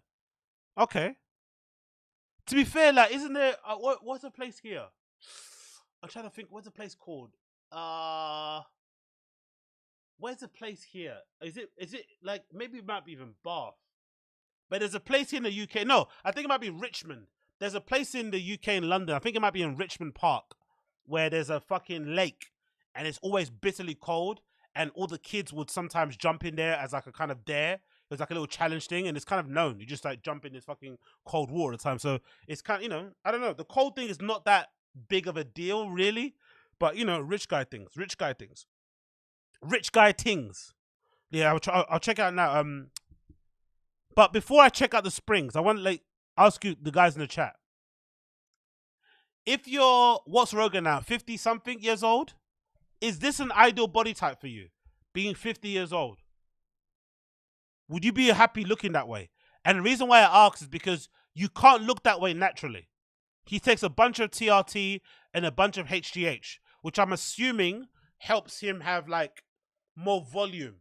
I think if Rogan didn't do gear, he'd still be in shape, but I think Rogan would look more like Callan. You think he had more of a Callan build? So what would you rather?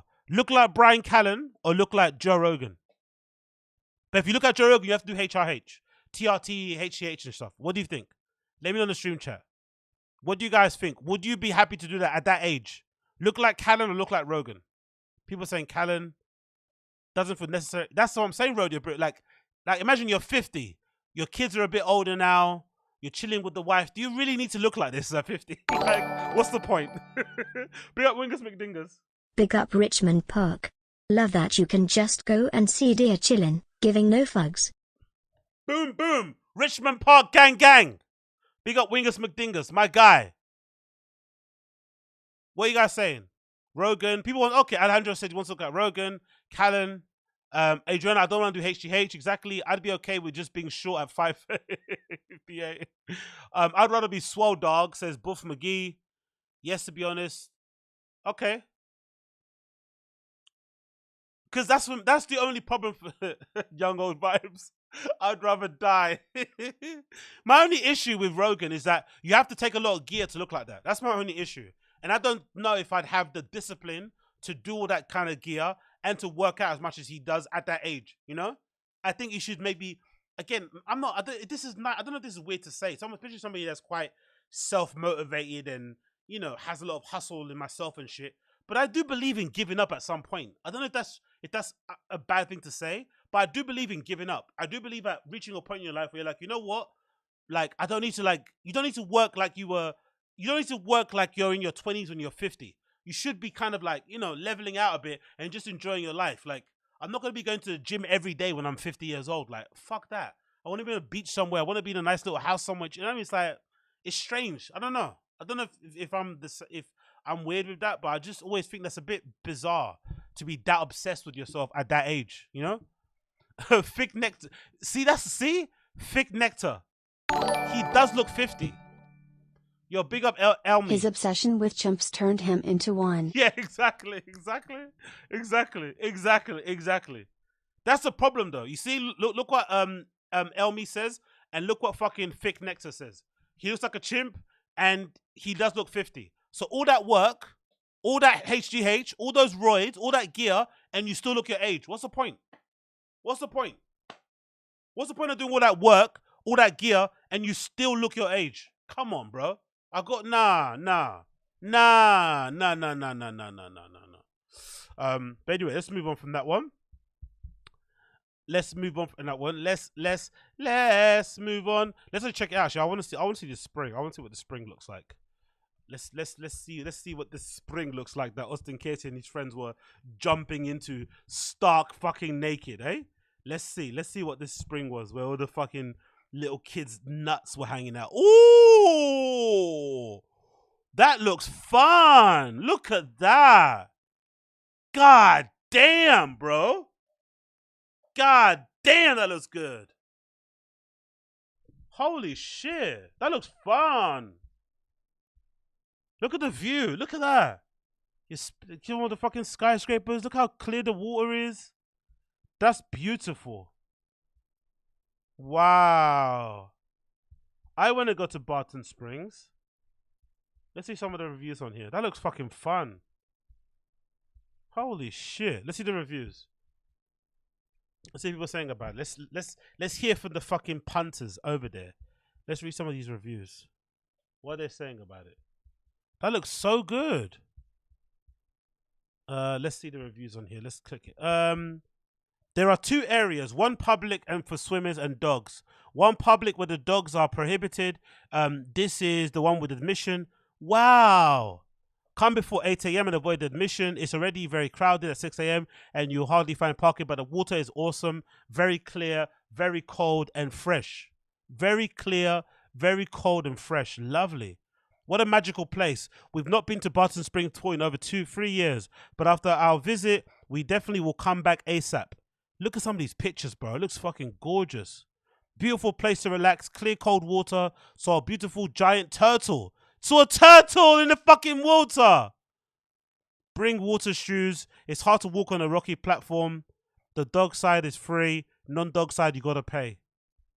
The water was so cool and refreshing on a hot summer's day.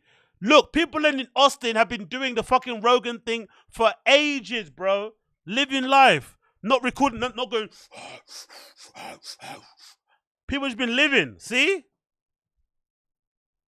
Not the biggest fan of this place. I don't like how you have to pay to access the place to swim, but you can't bring food. Look at this fucking city girl. Lynn Gonzalez, relax, babe. If you want to have a drink and you want to get turned, go to a fucking nightclub, not the fucking pool. What's wrong with this girl? I'm not the biggest fan of the place. I don't really like how you have to pay to access it, but you can't bring food or alcohol. Lynn, come on, Lynn. Babe, relax. Relax, babe. Not every day is fucking turn up day. Sometimes go to the water, have a fucking dip, relax yourself, refresh, and then go home.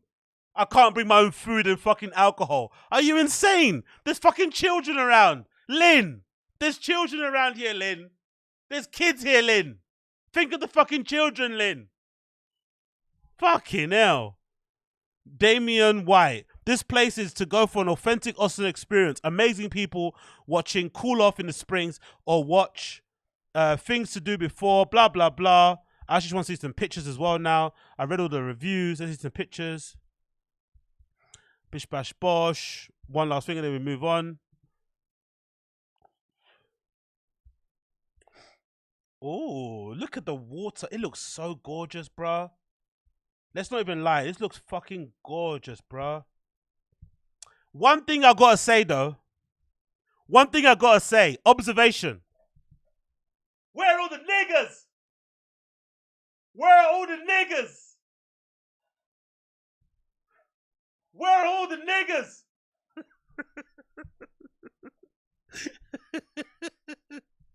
I don't see many.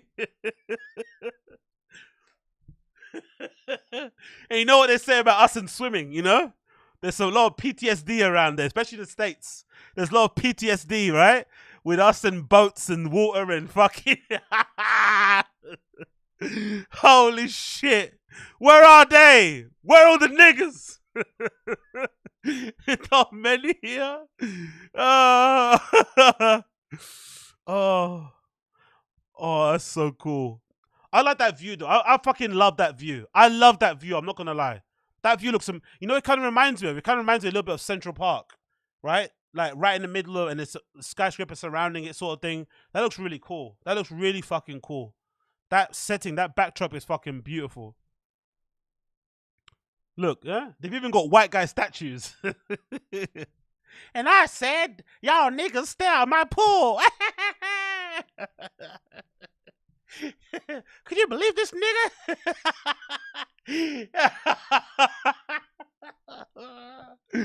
Yo, the white guy statues, bro. Exactly. And these niggas, they want rights. They want to be able to buy their own property. They want to be able to eat food and like, what the fuck is this? Huh? Back in my day, niggas knew their place. You go in a black pool.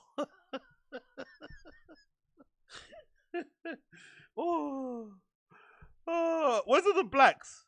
Oh, is that a black guy, or is that just he just in shade? Oh no, just in shade. I thought that was a black dude, just in shade. Is there even a black dog? Is it like a dog that's black? Oh, there's nothing there. Not even a dog that's black. Holy shit, bro.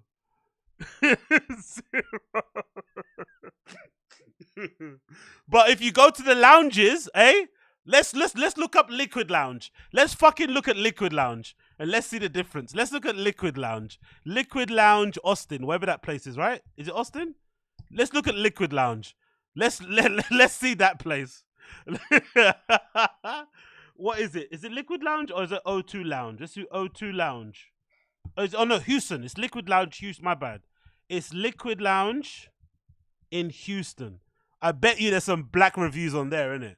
I bet you there's some fucking black reviews there, innit? Oh, look at that, eh? I bet you there's some fucking niggas in fucking Liquid Lounge. I bet there's some fucking niggas in Liquid Lounge.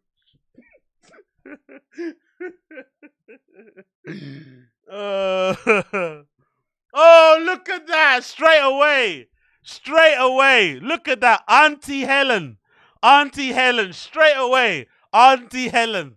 Big up Auntie Helen. Wagwan, Auntie. Huh?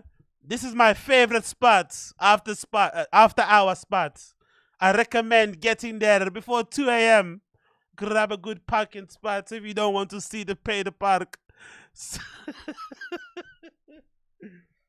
Caribbean after spot, man. Me definitely like the vibes. There's not a lot of places in Houston where you can hear real Caribbean music. You feel me? You see me? Real Caribbean bad man. This place plays dance hall, Afro beats, hip hop. Generally a $10 cover to get in. Tiffany, come and sit on my Tiffany. Huh? Bacon. Bomber-rotted. Blood clots. What the fuck name is that? Willisha. What kind of name is that? Willie-isha. Have you ever seen a name like that? Willie-isha. Is that like Keisha and like Willie? Like what? Willie-isha. Wow. That's the most niggery name I've ever seen in my life. That is a fucking nigger name ever, isn't it? Willie-isha. Willie-isha. Huh? Okay. Definitely a part on anything that may happen. I love it here. I love the food. Let's see the picture of this actual place, right? Willie fucking Isha. God almighty, bro. Woohoo! Ladies at Liquid Lounge. Laid fucking D's. Look at that, eh? Hookah spot. Look at the aunties. Look at the aunties out there. Aunties out there getting it in. Yeah. Yats everywhere, bro. Yats everywhere. Huh? Look at that. Aunties getting turned up. Yeah. Bitch, you guessed it. Huh? Yes, queen. Yes. There we go. Another one. Oh, she got lovely eyes. This one, innit? She got fucking lovely eyes. Look at those eyes. Look at her pretty eyelashes. Look at her pretty eyelashes. Sisters. Let's go. My Nubian queens in the Caribbean spot after hours. Me know you like it, Sarah. Yeah? Yeah. Willisha with a yika. Let's go. Anyway, let's move on. Let's move on before I start jacking off on the front of the camera. Let's move on. Don't start jacking off. You feel me? Let's not do that. Oh, yo. But yeah, big up my Nubian queen there, my Nubian queens. Anyway, moving on. Brendan. Let's go from one Nubian queen to our Nubian king, Brendan Schaub, Bombercar Brendan Schaub. Him say, why you say Brendan? Come through, Brendan. Big up your chest. TFATK. Woo. Anyway, chill. Look at this. Papa, how did touring go? Let's see this video. For me, the road it's a great time. One of my favorite things. Jesus, why does he hate his fans so much? Again, this is a random video. I know I'm looking into it way too deep, but look at this. Look at his interaction with his fans. He hates his fans, doesn't he? Look at that pat. What a weird hug. Road it's a great time. He's so stiff. Give the guy a hug, man. Come on, man. Grab the guy, man. He's a big fan of yours. Like, come on, man. Give him a better hug than that. Look at him. He doesn't want to be there. For me, the road it's a great time. One of my favorite things to do is go shopping. The dad shoes are in. Do I own them? Yeah. Big J is confused. Ask Jay, look at it, eh? Do I own them? Yeah. Do I wear them? No. The green room's a great time. There's drinks, there's food, there's all one common goal, and it's to make sure you kick ass on stage, so that there's nothing like the road. Put your hands together right now for Brendan Schaub. I wish somebody would find this footage. If somebody does find this footage, let me know, please. Because that footage is golden. If you guys don't know, when Brendan recorded You'd Be Surprised, Showtime put a lot of money into him. They invested a lot into this guy. And he filmed, which I thought was a good idea. I'm not going to lie. I think it was a good idea. He filmed like a behind the mics sort of like similar to what they do like behind the glove. I don't know if it's people behind the glove. I don't know, but you know, in boxing they have that series where they kind of film people before the fight actually happens, like, you know, training and what goes into the fight game and a bit about your life and blah blah blah. And they did a really good one for him where they sort of like did this whole like, hey, how it is to be a comic, the family, da da da. It was a really good like episode, but for some reason it got taken off of fucking YouTube. I wish somebody would fucking find it. Honestly, we need that footage, man, because that was so golden. But it was also bittersweet for him. Also, yeah, exactly, like UFC Countdown, exactly, Austin Casey. But it must be kind of bittersweet because this was the last time, right? This was the last time this guy was like really popping. This is when his career was red hot. You can tell by the crowds in the places. You can tell by how he is.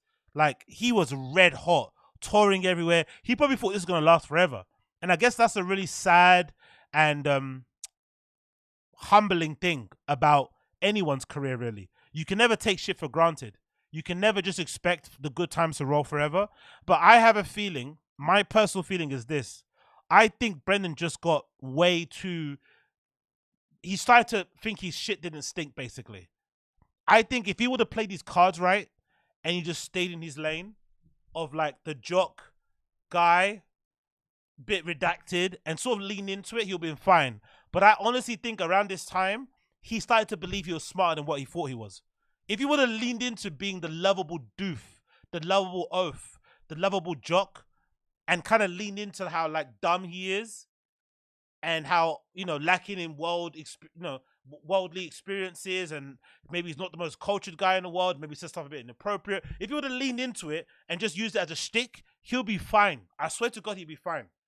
But because he started taking himself seriously, and he started to think he was a fucking philosopher, he started to think he was fucking Rogan, like, he started to really believe like he was, like, there was a time, didn't he? I remember there was a time he actually said he thought he was going to take over from Rogan. He thought when Rogan went to Austin, that was when he was going to take over LA. Like, huh? Bro, people don't even like you as a human being. Let alone, you know what I mean? Like, it's such a weird angle or thing to take, because with Rogan, it obviously comes down to him being very likable, but also mostly to do with his platform being huge. So if you're Brendan, no one really likes you like that when Rogan's not around. So the only thing you have to really convince people or to get them to believe that you're the next Rogan is to build a platform as big as JRE. And the Fire and the Kid is never going to be that. So how did he ever think in his head he was ever going to do that was weird. But I also just think, you know, forget that. You can have your dreams.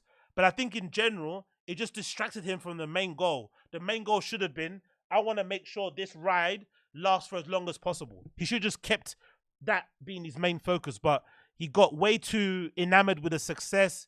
It all kind of got to his head.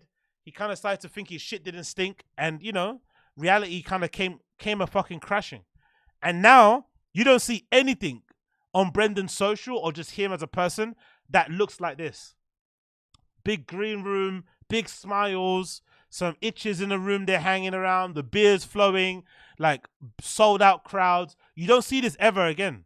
Look, all these ladies in the, like, this kind of vibe has completely disappeared. That must be sad. That must be something that kind of makes him a bit, you know, feel a bit down. That whole tour experience, this whole era is gone, and mostly it's his own fault. Mostly it's his own fault, really. He has no one else to blame but himself, really. It's basically self-sabotage. He fucked it himself, and now, you know, here he is kind of doing shows in Austin and shit. And I think I saw I think I saw on the Final Kids subreddit, they said that at the last time of check-in, I think he had sold like 16 tickets or something. Like, I'm like, bruh, like, I'm all for going for your dreams, but imagine going from selling out places, being a 2-year comic, and then you're 10 years in and you can't sell 50 tickets. Can you imagine what that'll do to your ego? Brendan started off doing stand-up comedy, and he already, starting was selling out places. Now he can't fucking sell out 50 tickets at a fucking sports bar. God damn! Anyway, quick update here. I just checked the Reddit, actually. There's a new post here about RIP TRX. Is that from the latest episode? Yeah, I think that is. This might be from the latest episode. Let's quickly check this out before we move on. Someone says here, RIP. This is really... Whoops. Let's play the clip. Bear with me a second as I get it loaded. Bear with me. Big up the poster who posted it on the Reddit. Haphazard. Let's play this. RIP TRX. What's happened? Is this what? Did he crash his car? Did he crash the TRX? No fucking way. This is really the fighter and the kid. Did he break that car already? No way. All right. You ready, Chin? Let's do this, man. Yeah, I gotta get back to the shop, man. What do you mean? My hands smell like. You smell that? You're always in the shop oil. now. I know, dude. Yeah, all right. I get it, dude. I got my own shop. What is that? Is that like is that a car snapback? Oh my god, he's so fucking cringe, isn't it? He's so cringe, man. So I gotta pull up my trousers. He's so fucking cringe. Come on, bro. Huh? He wasn't wearing. Now he's not wearing fucking jerseys anymore, right? Now no more fucking jerseys. Where the jerseys gone? Where the fucking jerseys? Now all of a sudden he's wearing fucking car garage merch. So cringe, bro. So cringe. Now, dude. Yeah, you got a little wound on your arm too. Well, it looks like it's infected. That wound looks like it's. You know what it's doing? Is Brian being dramatic? It's seeping. That is wound seeping. is seeping, and Sanaz's mouth just opened. Yeah, It's still open right now. I can't see it. That looks like it's seeping. No, That doesn't look good. Yeah. Oh. Did you have a car crash? All those. Did he finally pay the price for getting behind the wheel drunk? Oh. Yeah. I thought you were joking. Really? You look like you're about to get gangrene. We're gonna have to lop it off right at the old short sleeve. We're gonna give you a short sleeve. I come on Monday. I'm like, "What's up, everybody?" Brian was right. And that's when you get it. You lose it I up got to here. gangrene in my arm. Not good. Not fun. Well, that's what happens when you. Now, since you're crash talking a about the truck. shop. Sorry, Jeremy. Sorry. The audio is too high. I apologize. Let me lower it here. It's not me. It's the fucking video. I promise you, it's not me. I did not. Yeah, it's not me. It's not me. I put it down. Apologies. Let me put it down. It's not my fault. Let me put it down. Big up Austin Casey. Big up. Don't you love his short sleeve hoodie? Let's not talk about that. Let's not talk about that. Because if I talk about that, I have to talk about. I got to talk about the fucking sweatpants with the elastic at the bottom. Let's not talk about the let's not talk about that. And from what I can tell, it's not even a short sleeve hoodie. It's a sleeveless hoodie too that he put a t-shirt underneath. Let's not go that way. Let's not talk about this, or I'm gonna pop a fucking blood vessel. It's not even a short sleeve hoodie. It's a fucking sleeveless hoodie, and he's wearing a black t-shirt underneath it. Who does that? Are you fucking 10 years old? Are you 10? Are you a child?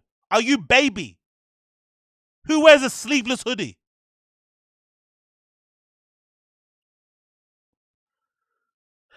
You know what you're doing, Austin. You know what you're doing. You're making me angry. Ah! Anyway, let's go back again. Let's go back.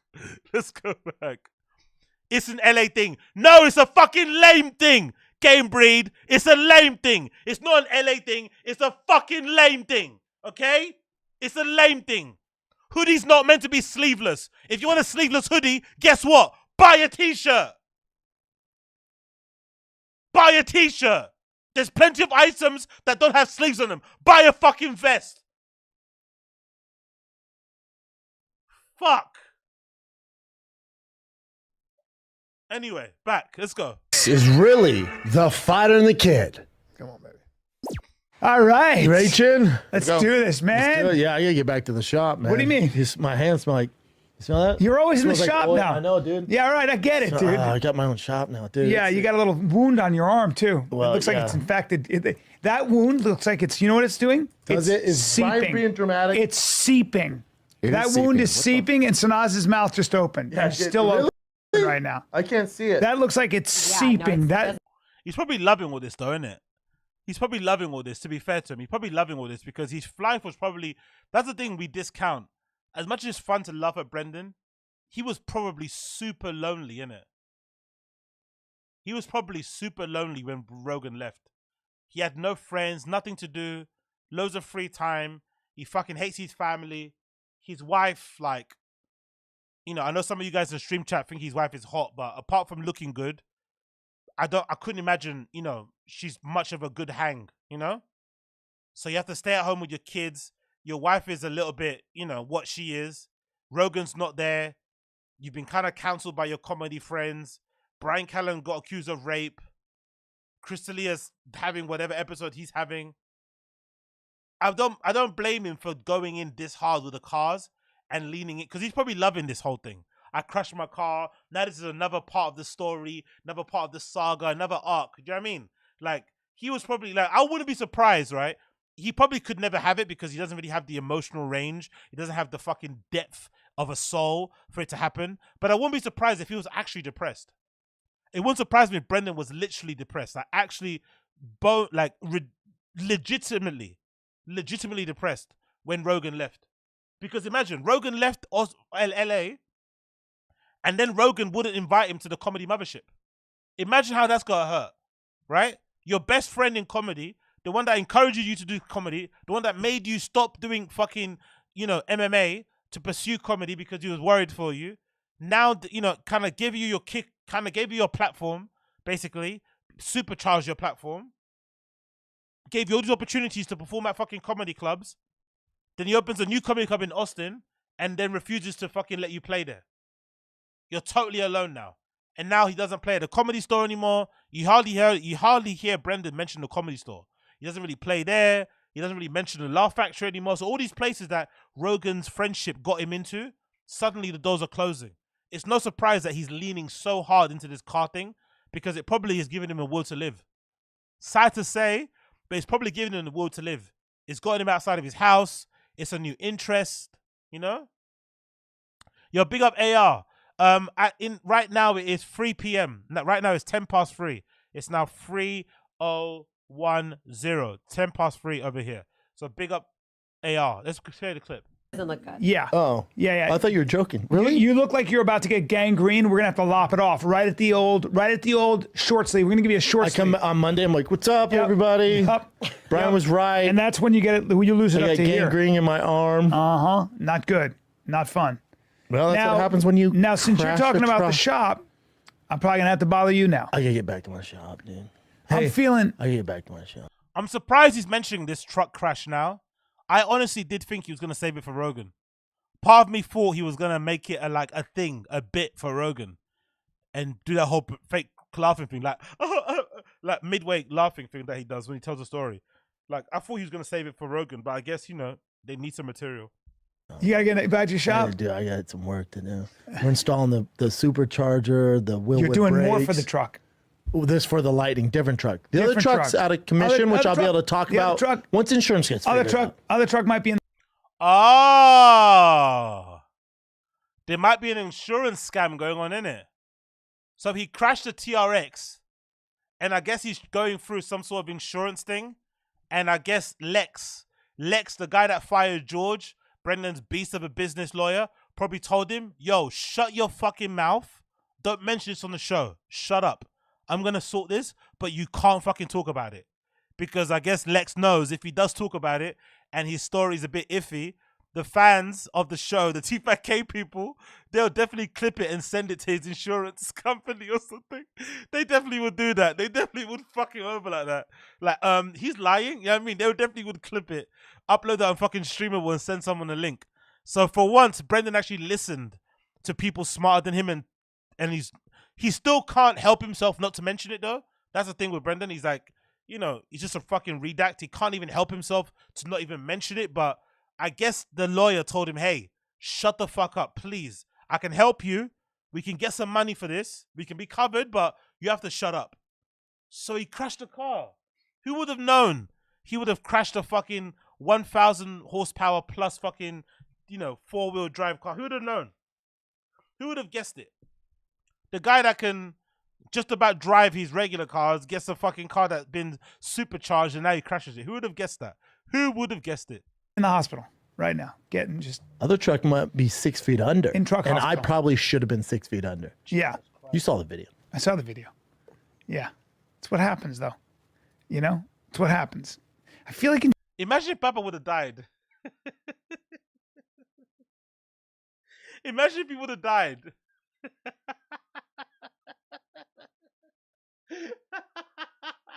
That's TFATK over. Brian Callen isn't doing shit. If Brendan dies, that's TFATK over.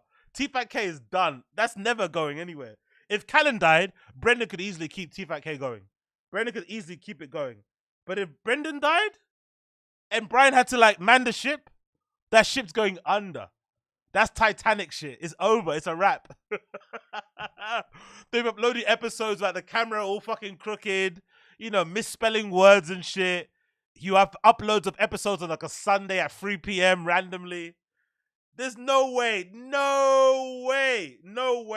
that podcast survives if Brendan's not around. It's not happening. It's not happening.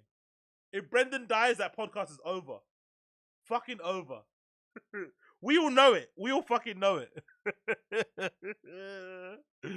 Yo, that podcast is over and that wife is starting an OnlyFans the next day. If he died, that wife is starting an OnlyFans the next fucking day. You know what I mean? Oh my God. And that subreddit will turn into just people posting links. Oh shit, bro. He crashed the car. He crashed the TRX. Yeah. It's what happens though. You know? It's what happens. I feel like insurance will be like, yeah, you have a claim though. I talked to him this morning. We're good. Yeah. Wow, he crashed it. Crazy, isn't it? But I guess the fact that he's being so sheepish about it is more an indication that it probably was something that he did wrong in it. He fucked up. And being a true narcissist, he doesn't want to talk about it because he's a bit ashamed that obviously it was his fault. But then, of course, it's the insurance too. But for sure, he did something wrong. He definitely did something wrong. For sure. That's why it's not too... Because if it was something that happened to him and he was a hero, he'd be fucking whacking himself off talking about it. But clearly, he did something really fucked up, you know? Really, really fucked up. And he's ashamed about it. And he doesn't want to speak about it. Or he's purposely saving this story for when he gets on Rogan. That could be also a thing. Maybe he's actually saving it for Rogan. And Rogan will get the full details. Maybe. But yeah, that's fucking hilarious. Brendan has crashed the TRX. The TRX is fucking RIP. The TRX is RR fucking P. Oh well, what can you do? What can you do? Let's move on from that one. Another clip. She doesn't like me. What's this one? Bappa saves his best friend. Huh? Bappa saves his best yes and ability for the Patreon shows. Okay, cool. Let's check this out. I love that these guys are honestly. I couldn't be committed enough to post on fucking Patreon, but let's see. Or to get a Patreon to watch their show. But let's see what he says here. Papa says his best yes stand ability for the Patreon shows. Let's play this.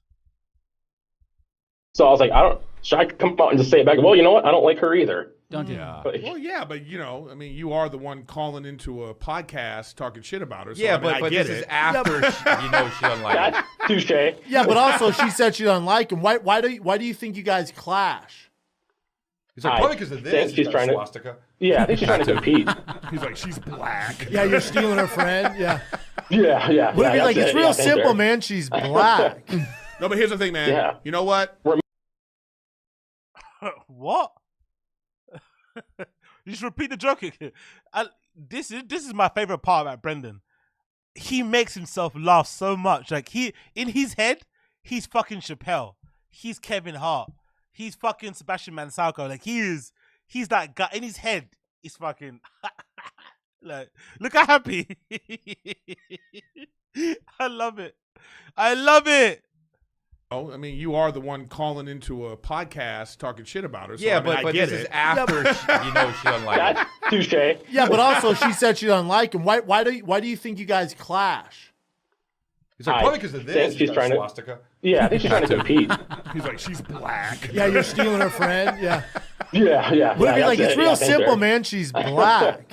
No, but here's the thing, man. Yeah. You know what? We're Michigan, yeah. If he's your friend, he's your friend, and it's like sometimes. ¿Quién es tu peleador favorito?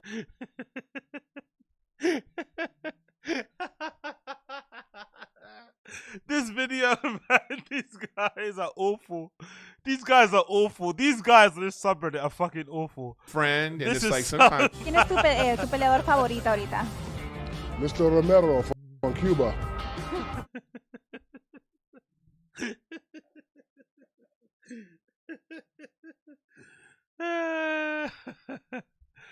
know why Brendan doesn't like blacks, innit? We know he doesn't like the blacks. We know why. We know why. We know why, bro. We know why. Let's set about the back. We've got to be respectful. Let's not get into it. Let's not get into it. But we know why. Mandem know. Mandem know why he doesn't like the blacks. Right? Mandem know. Mandem know. Mandem know. Mandem know. We know why, you know? You know, sometimes when you get with a girl and then you find out, you know, she's been with a certain type of guy, you're like, you know what? Because it happens, I think, with some guys, you go through like little crisis of confidence. You feel a bit insecure. Or maybe you're hooked up with a girl and you find out that, you know, maybe her one true love was this like tattoo guy, right? And you have no tattoos. You're like, you know what? I cannot leave her around a cute tattoo guy. I just can't do it. So anytime you see one, you want to fight them. Big up Jim. Big up Jim. You're too funny today, fire. Yes, big up Jin. Thank you for joining. I'm only as funny as a chat. You guys give me the fucking energy to continue. So thank you, Jim, for the super chat and joining the chat, my friend. Big up your chest. Big up your chest. But yeah. One more time. I want to hear it again. Yeah.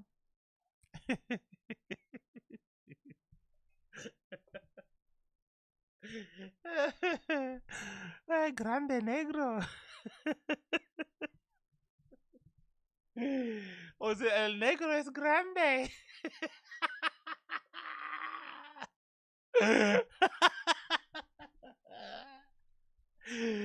¡Qué asco! ¡Joder!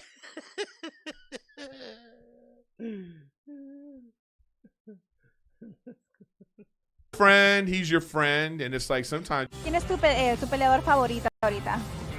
Mr. Romero from Cuba.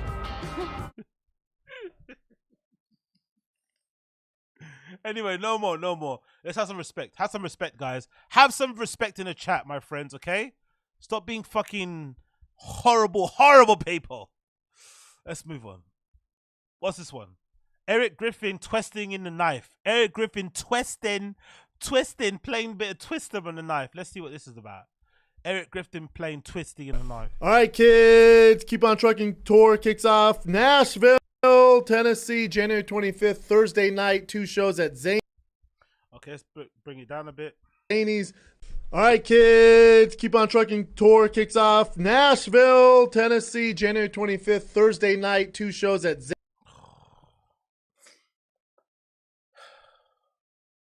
I don't want to get mad again. But please, man.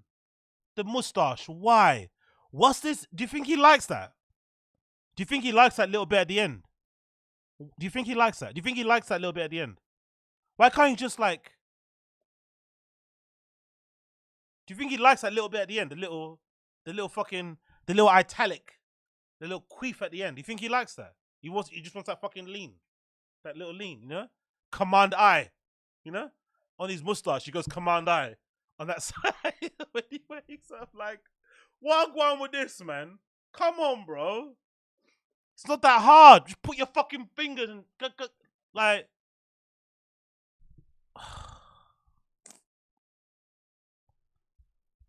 Anyway. Zanies. I'm in Austin, Texas, January 26th and 27th at the Step Mothership, the Vulcan Gas Company. Boo! He's still doing that fucking Step Mothership joke. I wonder who said it. If that's his joke, fair enough. Credit where credit's due. But he's running that shit into the ground, isn't it? The Step Mothership, the Step Mothership, the Step Mothership, the Step Mothership. It's like, come on, man. I'm in Sacramento. 2 shows: Brea, Phoenix, El Paso, Albuquerque, Kelowna, Vancouver. How do you still have a career? How do you still have a fucking career? You literally have young 16-year-old girls allegedly buried under your house. How do you still have a career, bro? How? How is that possible? How is that possible, bro? You literally got girls to tattoo themselves with your branding on their fucking body. How do you have a career?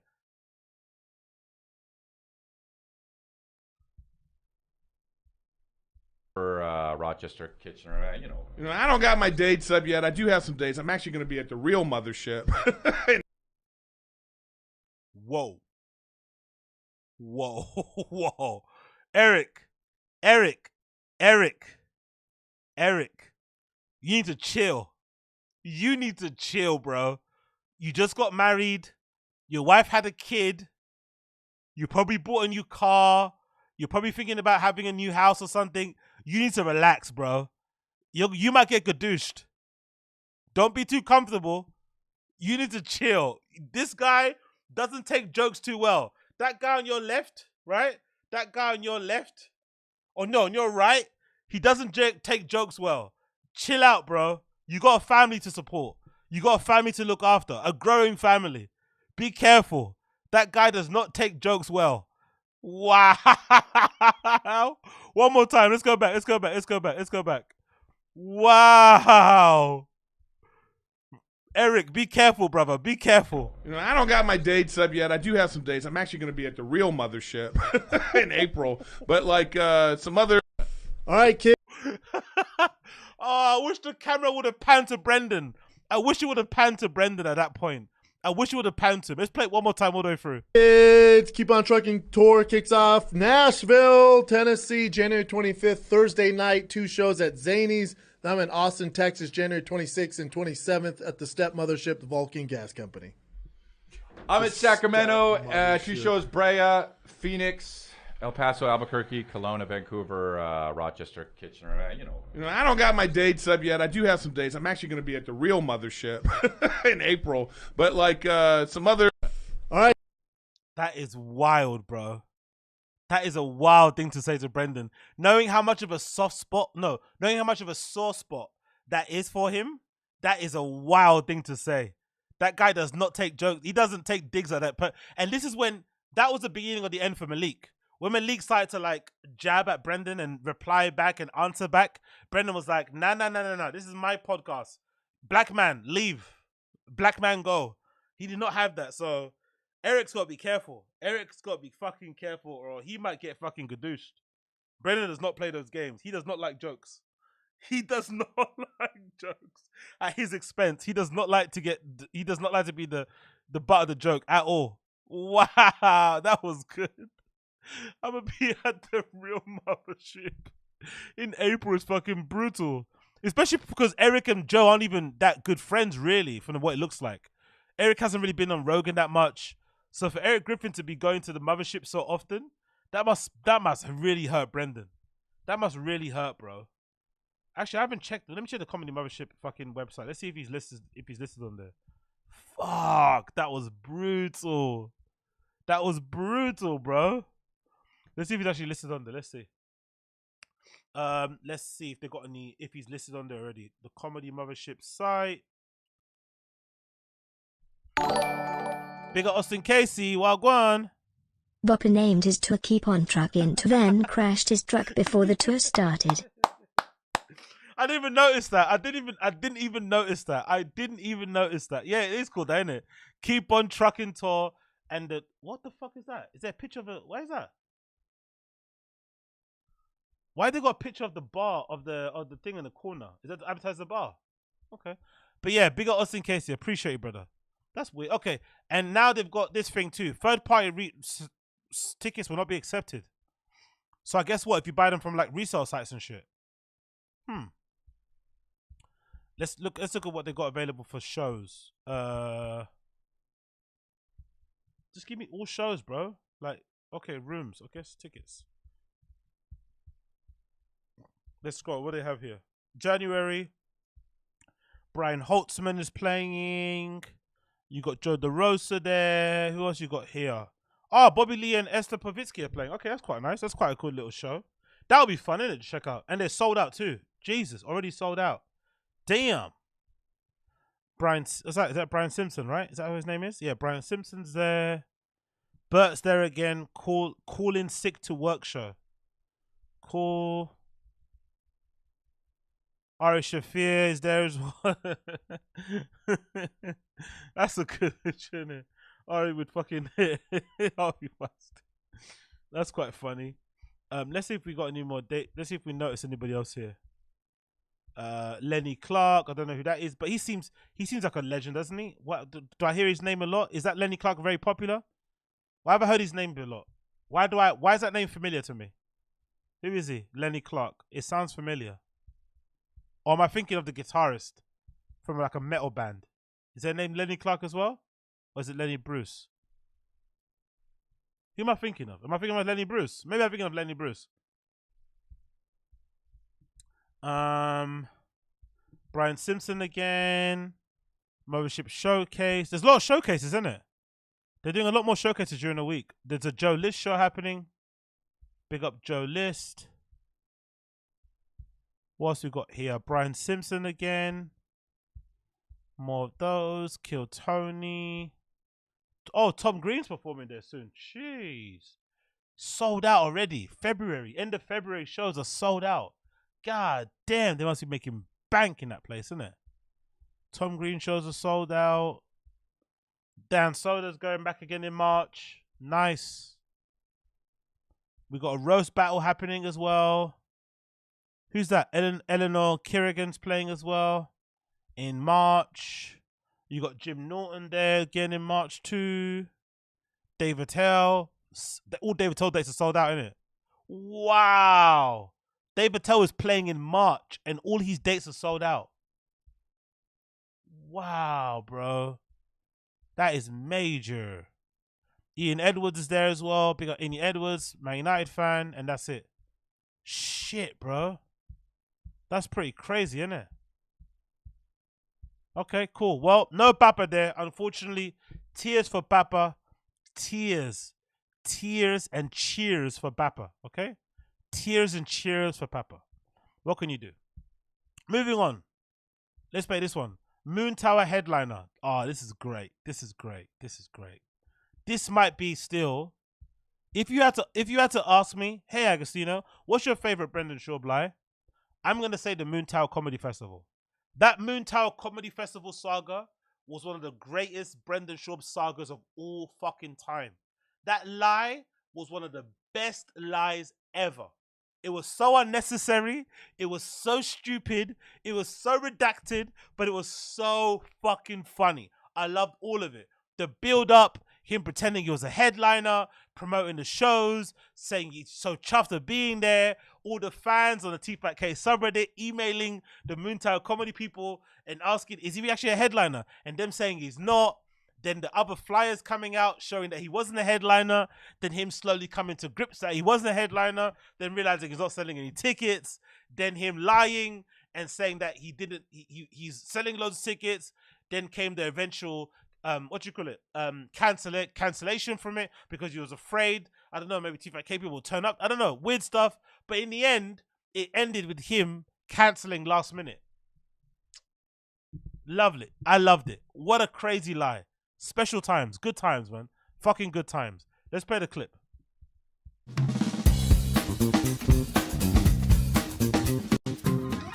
Now, you look a lot different than a lot of stand-up comics. I know. I know. Tell us The elephant in the room is at 10:30 a.m. Look how happy he was. He was so happy, man. This guy's spark has gone in it. That's honestly, I feel bad for him, but I can't. Because I know it's all self-inflicted. Most of it's self-inflicted. That spark that he had here is completely gone. That spark has vanished. Vanished, man. Now, you look a lot different than a lot of stand-up comics. I know. I know. Tell us The elephant in the room is at 10:30 a.m. Can still sign up if you want. We have over 470 thickies running with me and Mark Harley. I love how he also did that as well. Do you remember that lie when he started to co-opt the Tough Mudders? So allegedly, if I'm remembering correctly, he was doing Tough Mudders, right? And I think Tough Mudders are on basically every weekend in some spots around the world. And then for some reason, he started to act like the Tough Mudders that were on when he was going to run, all those people turned up were his fans. Even though they weren't, they were just people that go to Tough Mudders every week, right? For like their workout or whatever. He just somehow started to sell it as if like all those people were there for him. It's like, no, these people come to do these races, these obstacle course things all the time because Tough Mudders become like super popular now. People, you know, I'm sure it's kind of been franchised, so you can probably set up your own thing, whatever it may be. Like these guys would be here regardless if you weren't here. but he started to make it seem like they were there only for him. It was so hilarious. That's another good lie, actually. The Tough Mudder saga was interesting. It's 10:30 a.m. start time, 15K and 5K. We'll see if my hammies hold up. And then next Thursday, Friday, Saturday, I'm at Stand Up Live in Phoenix, Arizona. Then Austin, Texas, April 22nd to 23rd. That will be for the Moontower Comedy Festival at the New Cap Cities. By the way, it's pronounced Cap City. I don't know why they call it Cap Cities. Is it like when people call Joe Budden Joe Buddens? Why do people say Cap Cities if it's pronounced Cap City? Why is that? Is that just redacted? Cracking the seal, the cherry there at the New Cap Cities in Austin, Texas. I fly on a 7 a.m. call tomorrow to Austin. That's amazing. 7 a.m. flight to Austin. I will be at Cap City Thursday, Friday, Saturday. All shows are damn near sold out. 30 tickets left. Almost. I love that line, isn't it? All shows are sold out. 30 tickets sold. There's 30 tickets left. All shows are damn near sold. No, he didn't say damn near. All shows are sold out. 30 tickets left. Great guy, never met him. Each You're show. gonna love Cap Cities. Love Austin. Have you haven't done Cap City? Oh, so he was jacking off Austin from back then, even before Rogan. Even before Rogan moved there, he was already jacking off Austin. Cool.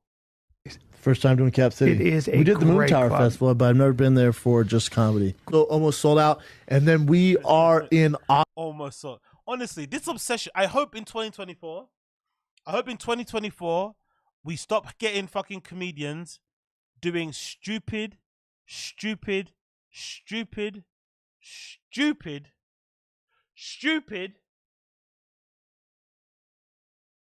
comedy plugs. No more plugs, all right?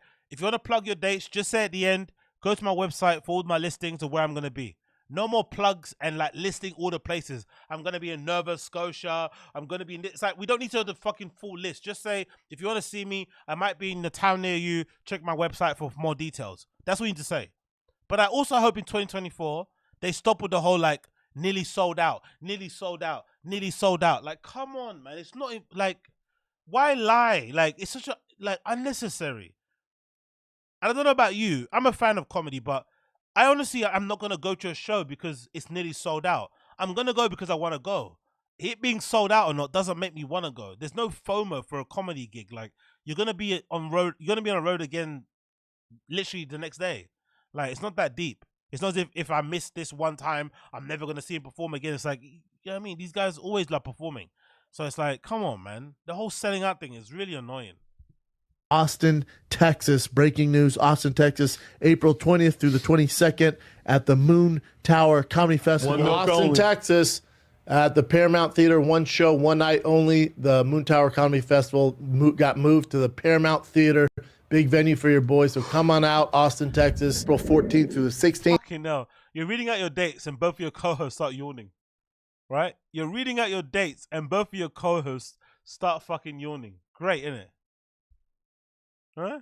Big venue for your boys. So come on out.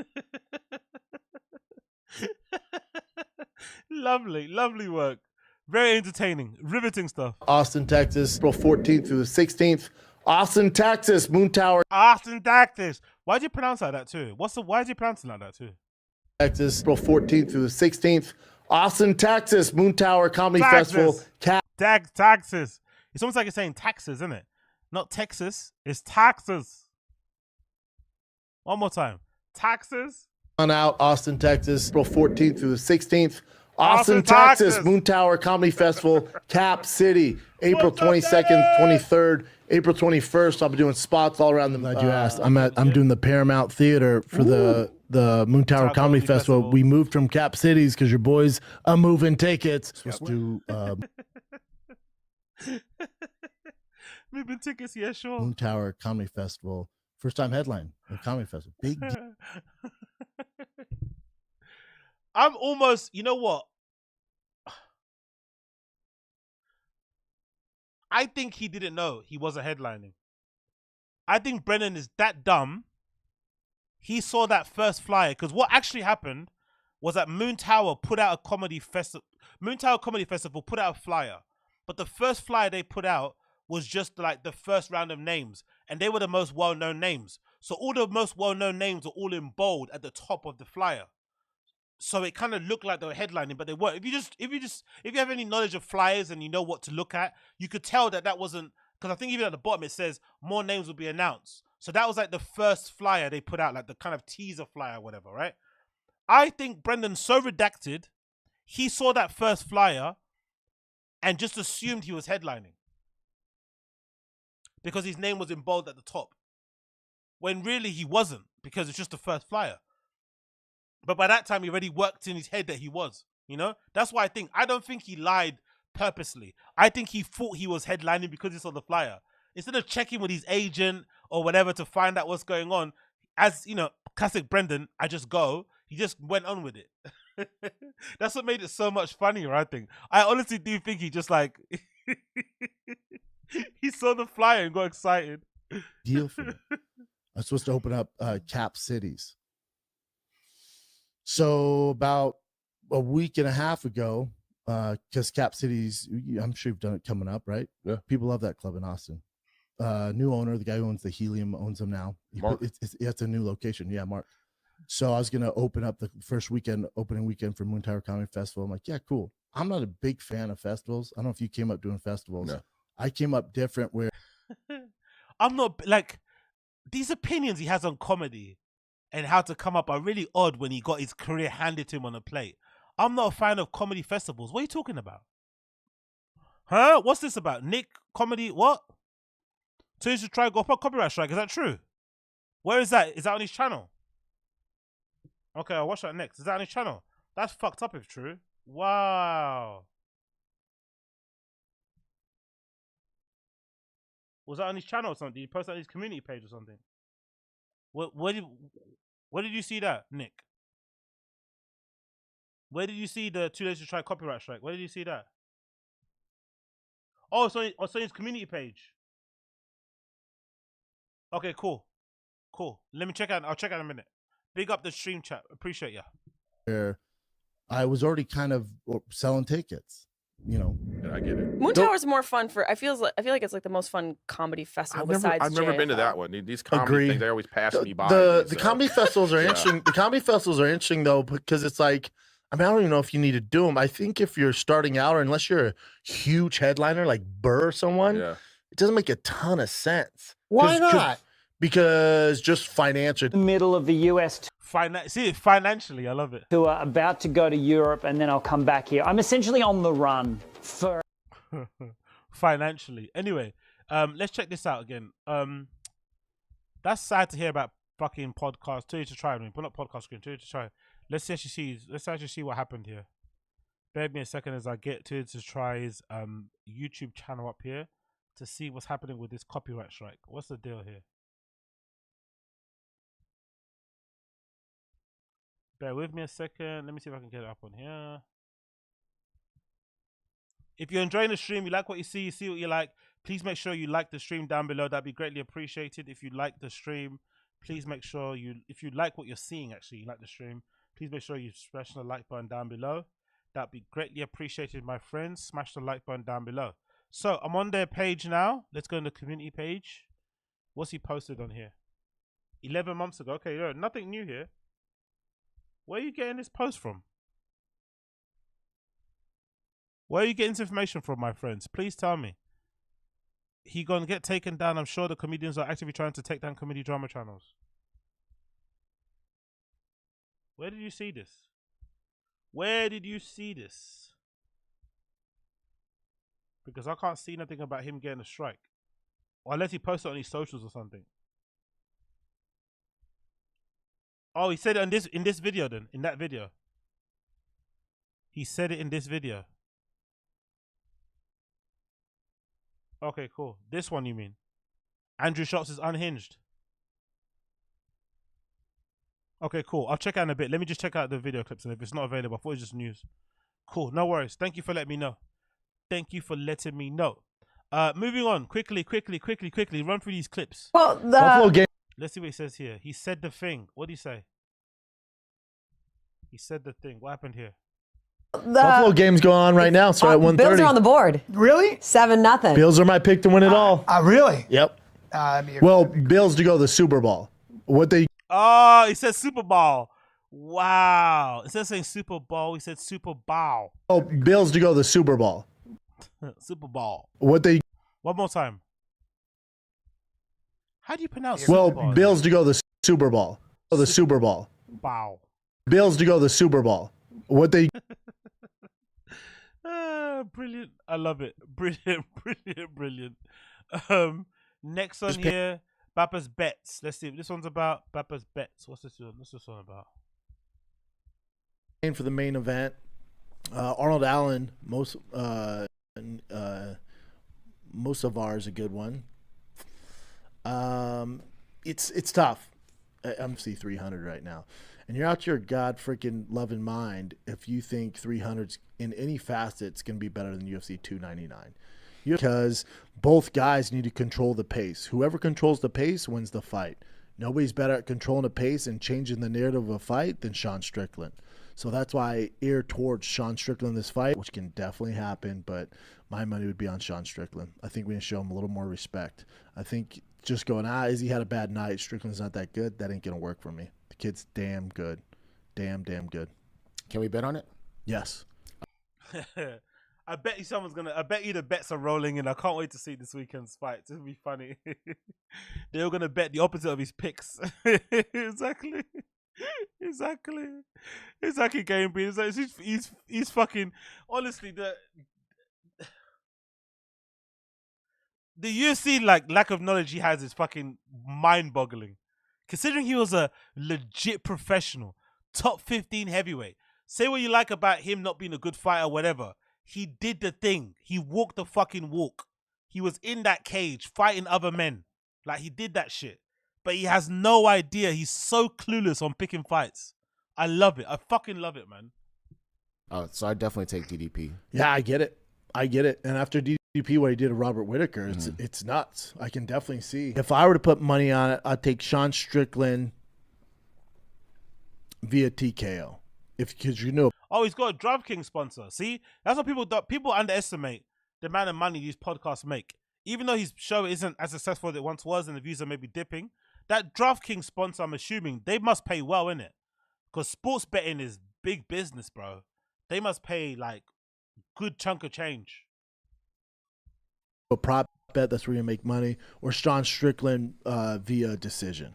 That's probably your best bet to parlay there. Take the props. And then I think Arnold Allen gets it done as well. I can't wait to see what happens. I can't wait to see what actually happens, because no doubt he's got it wrong. And he's going to be, no doubt. No fucking doubt. No fucking doubt. I'm betting against Strickland off the strength. Yeah, exactly. Off the strength. Exactly. Just a hope. Just a hope. Just a fucking hope.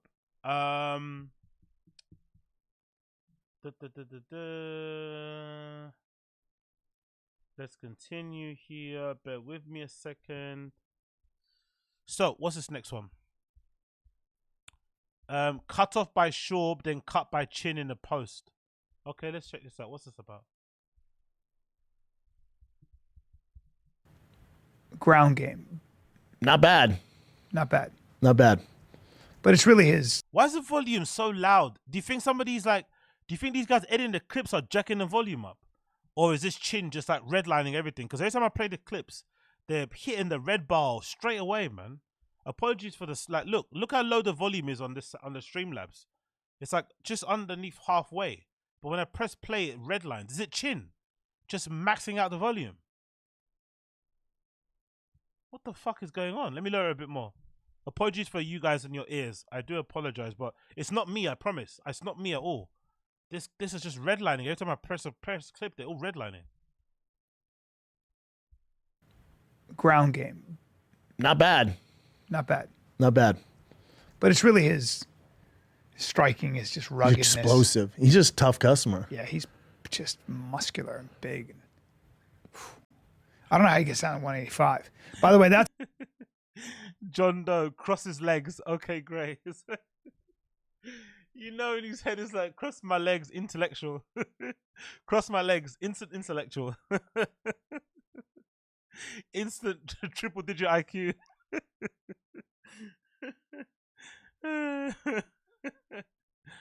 Oh, fucking, he's a legend, man. He really is a legend. That's another thing. Damn, Strickland's a looks like- minus 238 now. It's It interesting. used to be like minus 110. Well, I think what they're 115. doing is this. Here's why. Let's take a little break, B. Little break. Can we take a break? Because Okay. I didn't mean I'd get that anyway. Let's move on from that one. Thick Nectar says, I honestly believe that DraftKings pays Chael a bonus to give the worst picks. I don't know the last time he got one right. Maybe, you know. That's kind of sick, but I could see that as well. I could see that. They just pay him to make the most wild predictions ever. They don't go anywhere. Just to kind of drive that engagement and get people betting the other way. To kind of, you know. That's hilarious if true. I would love that if true. I really would. Another one. We know where you went to do it, Papa. What's this about? Let's load the volume a bit again. I'll tell you, he tells the story. You to make I gotta pee so hard. to make something so crazy. It's like it won't tell you how to make a napalm. Oh, about the sink. Yeah, I got a piece. Once again, the sink. This is depressing. I know. Go piss. Give me 1 sec. Oh, look how sad Chin is. No George, right? Look at Chin's little face. Look at Chin's face. He looks a bit sad, isn't it? He misses George, isn't it? He misses George. He really does miss fucking Georgie. Why you find His it? boy's not around anymore. Look at Chin's little face. Look how sad he is. Where is he? Look how sad he is. No? Again, I'm not one to talk, but I think the beer is starting to kick in it, right? I think all the copious amounts of alcohol are starting to do some damage because his face is kind of round, isn't it? Kind of round, bro. I think all that soju, is it soju? I think all those sojus and beers, they're finally starting to kick. They're finally starting to catch up with him.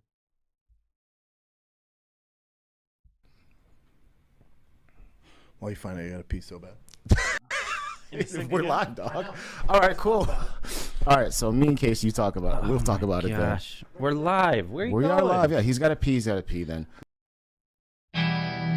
I'm not on social media. I don't fucking know. You just posted your kid twerking. It was his birthday. Jesus Christ. I'm not on social media. Yeah.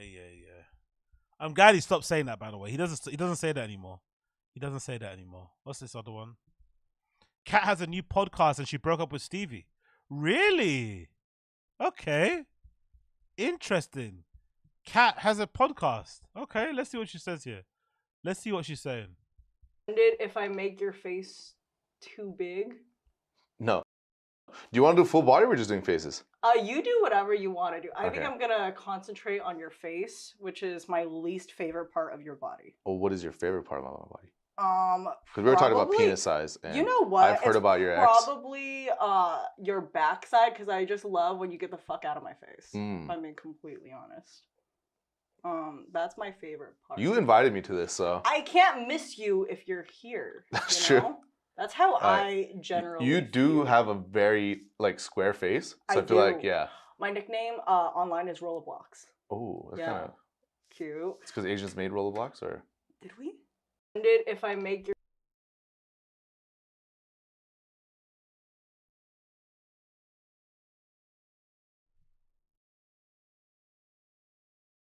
You know what's funny?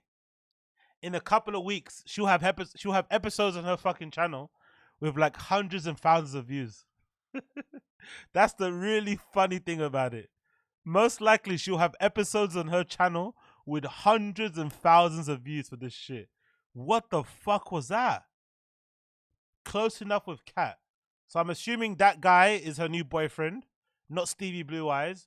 And I'm assuming the format of the show is what? They paint each other while they have an interview. I don't know. Let me check out my channel on my phone. Let me check on my phone. What's it called? Close Enough with Kat. Close Enough with Kat. Let's see what it's saying here. Oh, I don't see it. What the fuck is it? Okay, I typed it in, but it doesn't actually say. Okay, let's do it again one more time. Close enough with cat. Is that the name of the channel or is that the name of the show? I don't see it on here. What's the actual name anyway? Is it what? I gotta ask you, would you? No, not really, to be fair. Like I'm weird, man. I'm not that. I know some of you guys are like some of you guys are different. You guys are more primal than me. I'm not that primal. I've got to be a vibe person. And I don't feel I could. She's not my type of person. Hang wise, you know. I wouldn't. I swear to God, game breed footballer, I wouldn't. It's not for me. It's got to be a good vibe. I got like, you know what I mean. The banter's got to be good. It's got to be a good hang, good convo, good chat, like good bants. Like I don't know. I don't get excited like that. It's not that. I don't know. I might be weird in that regard, but I promise you, I'm not that primal. Kat Lee, I don't see her either. Yeah, I'm not that primal, you know? I gotta have a little bit of a you know?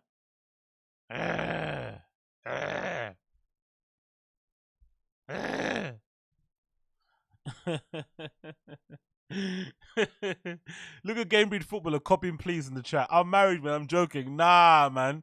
Say it with your chest. Don't be afraid now. Say it with your chest. I'm gonna print out this chat log and I'm gonna send it to you, to your partner. Don't be copying please now.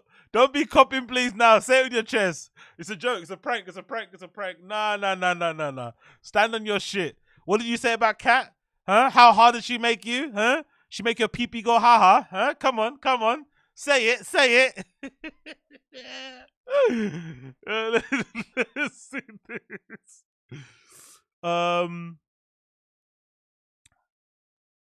What? Problem says, I know what you mean, AZ. Not for me. She ain't got no jaw definition.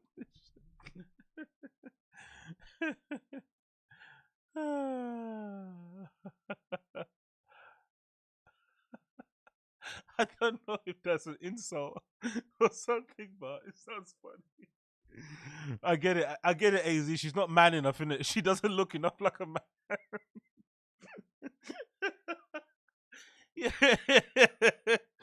Yeah, Josie, you get me exactly. Yeah, I know. I sound a little bit like a girl. I sound a little bit like a fucking simp. I sound a little bit cocky. I understand, but I'm honestly a vibe guy. It's not just like I'm not that primal. Yes, there are people you see like, oh my God, I love to fuck, whatever. But for the most part, it's got to be like the bants. And I don't know, from her personality I've seen on TFATK, not my type of person to hang out with. You know what I mean? It's just like a bit annoying. You know the kind of person that you get left alone with after work drinks. You're like, fucking hell, man. Like that kind of person, like, exhausting. Anyway, did I tell you about the time when I was like, you told me many things about yourself in 20 minutes? Like, you know what I mean? Leave me alone. Like, I don't even smoke, but I'm gonna have a cigarette. And by cigarette, I mean leave me alone. You know what I mean? Like that kind of personality. I'm just not for me. Again, she could be fine in real life, but not for me. Her sister, though. Her sister.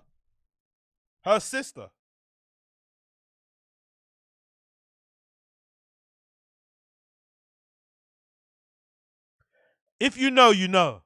If you know, you know. Cat, no. The sister, yeah. Yeah. I don't know her name, actually. I have no idea what her name is, but I remember seeing her before. I was like, wee. Oh. Anyway. Moving on. Let's play this one. Homo Universal's goal in life. How do you know so much? Let's do this one. Why hasn't Bert had Brendan on his podcast again? Weird, isn't it? I wonder why. How do you know so much about so many different things? Like, are you just investing, or like, are you only working in the like, I know nothing about cars. I know nothing. Have you always been into cars? Always, since a kid. I grew up. The reason why a normal person that's a bit humble or that has a level of humility, when somebody says, oh my God, how do you know about so many things? You stop them and be like, no, I don't really know that much. I just know about the stuff I'm into. You kind of play it down. You wouldn't want to.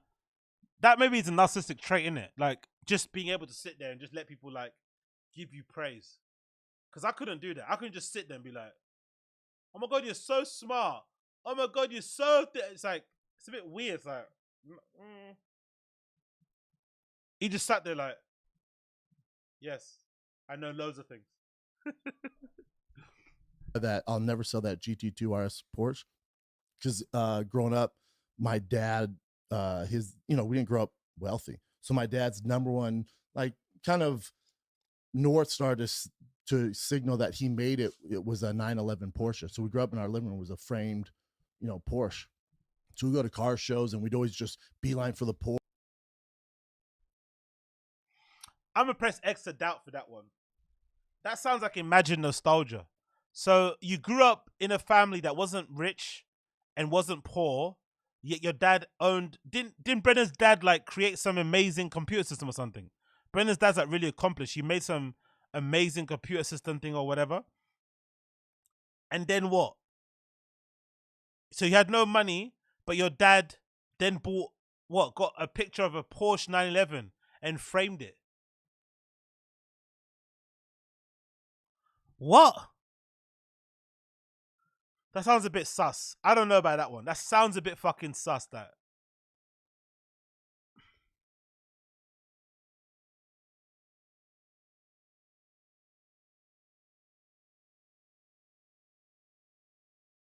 I don't know. It's a weird thing. It's a weird thing to lie about, personally. I don't understand why he lies about stuff like that. Cool. He did that. Let's move on. What else is here? Bruiser. Beast of a comedian and a dad. What's this saying here? What? Bruiser.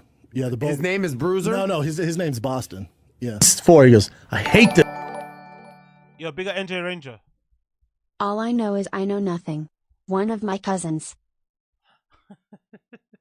Yeah, exactly. I love that. Yeah, exactly. I love that. I'm going to steal that, actually. I'm going to steal that. I fucking love that.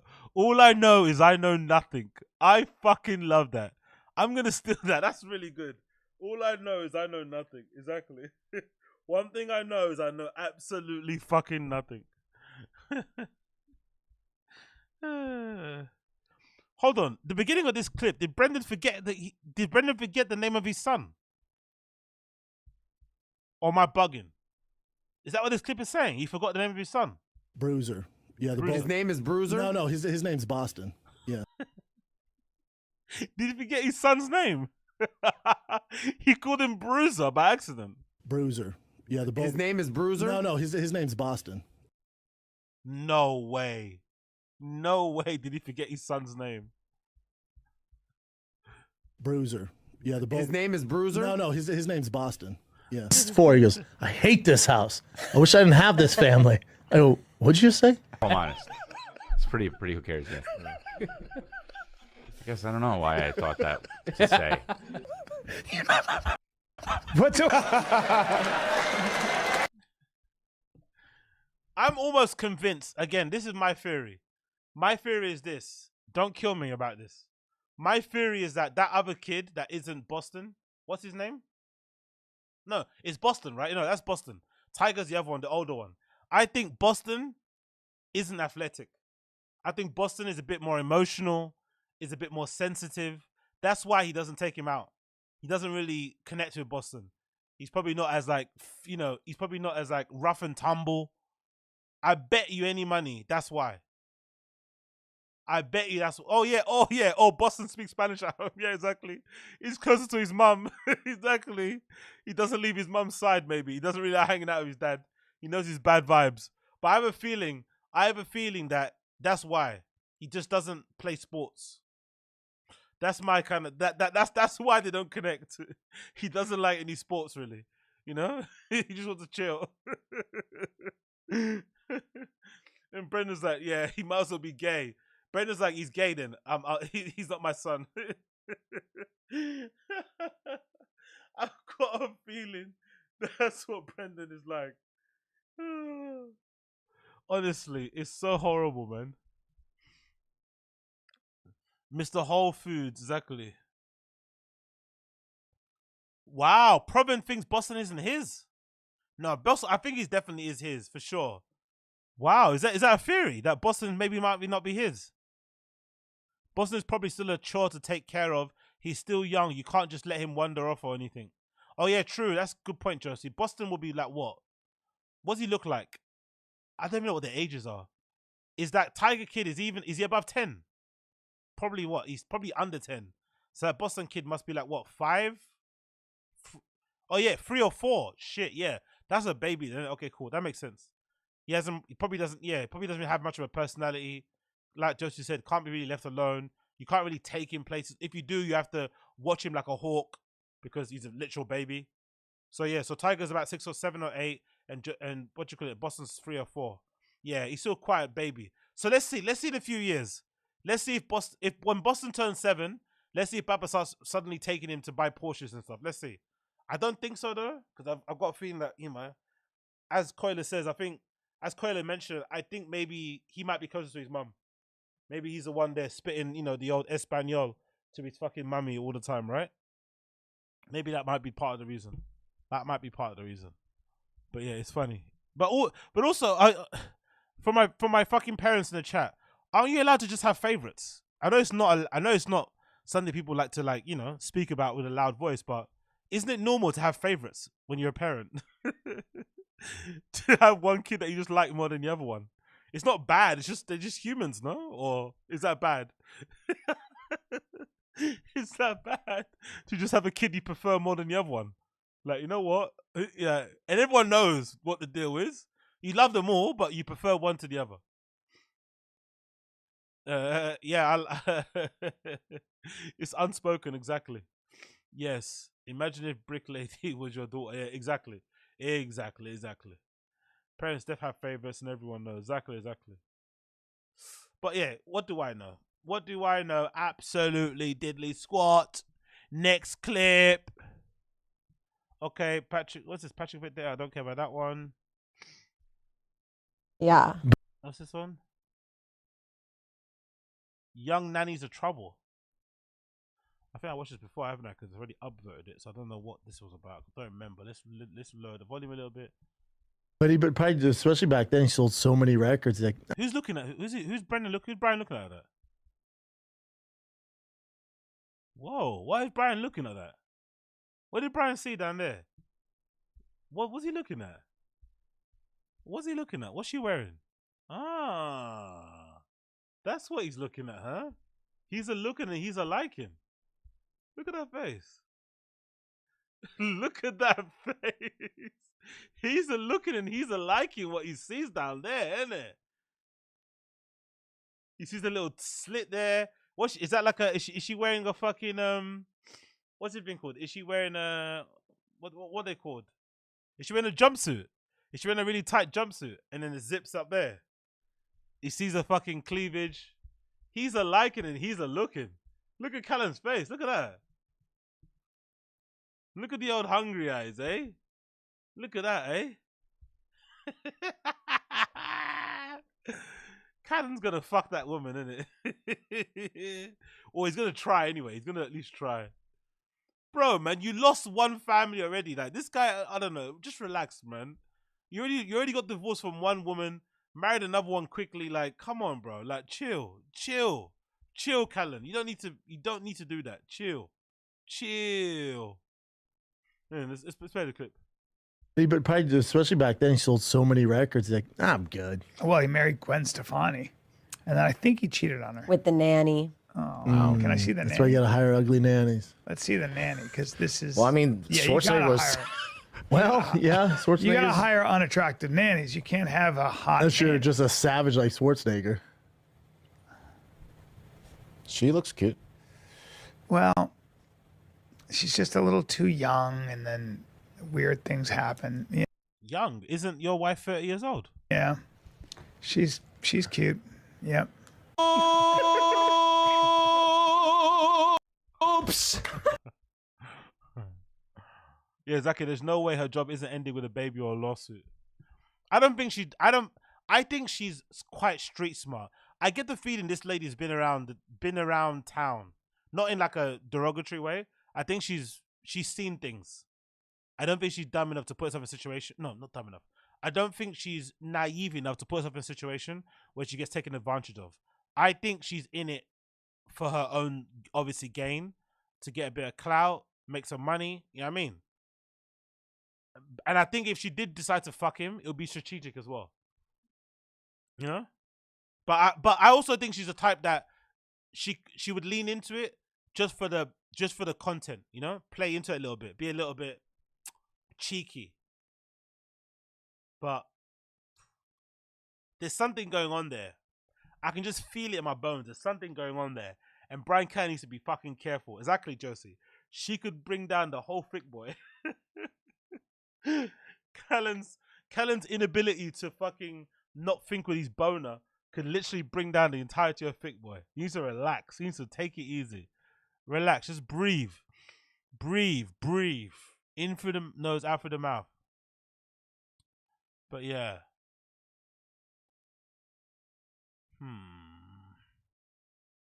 Let's see how it plays out. Let's see how it plays out. Let's see how it plays out. Let's see how it plays out. Here, What's this one? This is called "Don't Feel Obligated to Go to Your Grandmother's Funeral." Let's see this one. What's this? It's as bad as the title makes it out to be. how are you doing? You know, trying to get something going. I was gonna take him to the gym or something, and then it's just dead silence again. It's kind of awkward, and it's hard to make me awkward, man. And then he just goes, "It's hard to make me awkward." Hey, a terrible person. This made me feel like shit too. He goes, hey, I just want you to know, we know how busy you are, and it's tough and all that stuff. Your grandma's dying. And I went, how old is she? This shows you how fucked up I am. I go, how old is she? He goes, 97. I went, holy shit, what a run. What a great run. That's a great run. My dad goes, it has been a good run. She's overweight and stuff to get her going. And I don't know how much longer she has. And my dad's, out of whatever 13 kids, is the one who takes care of her and helps her out. And he goes, she who knows how long she's going to have, but not long. And I want you to know, when I call you and let you know she's passed, don't feel obligated to go to the funeral. Because we know it's tough for you to get out here, and it's not that big of a deal for you. And he was trying, I think, to give you to give me that pass, but at the same time, it made me feel like shit. Yeah, I was very close to my grandmother. I was doing a play in Sacramento, and I didn't go to the. She's already dead. Jesus, yeah, the epic. Do you remember the epic funeral picture? That's hilarious. Well, I guess it does say a lot about him that his own dad will tell him not to go to his own grandmother's funeral because he knows he generally doesn't like to, turn up to this type of things. It kind of probably says a lot more about him than it does about his dad, to be fair. That's kind of bad. I'm not gonna lie. That is kind of bad. He's like, look, don't feel obliged to come. Don't feel obligated to come. That's kind of fucking bad. But at the same time, it made me feel like shit. Yeah, I was very close to my grandmother. I was doing a play in Sacramento, and I didn't go to the. She's already dead.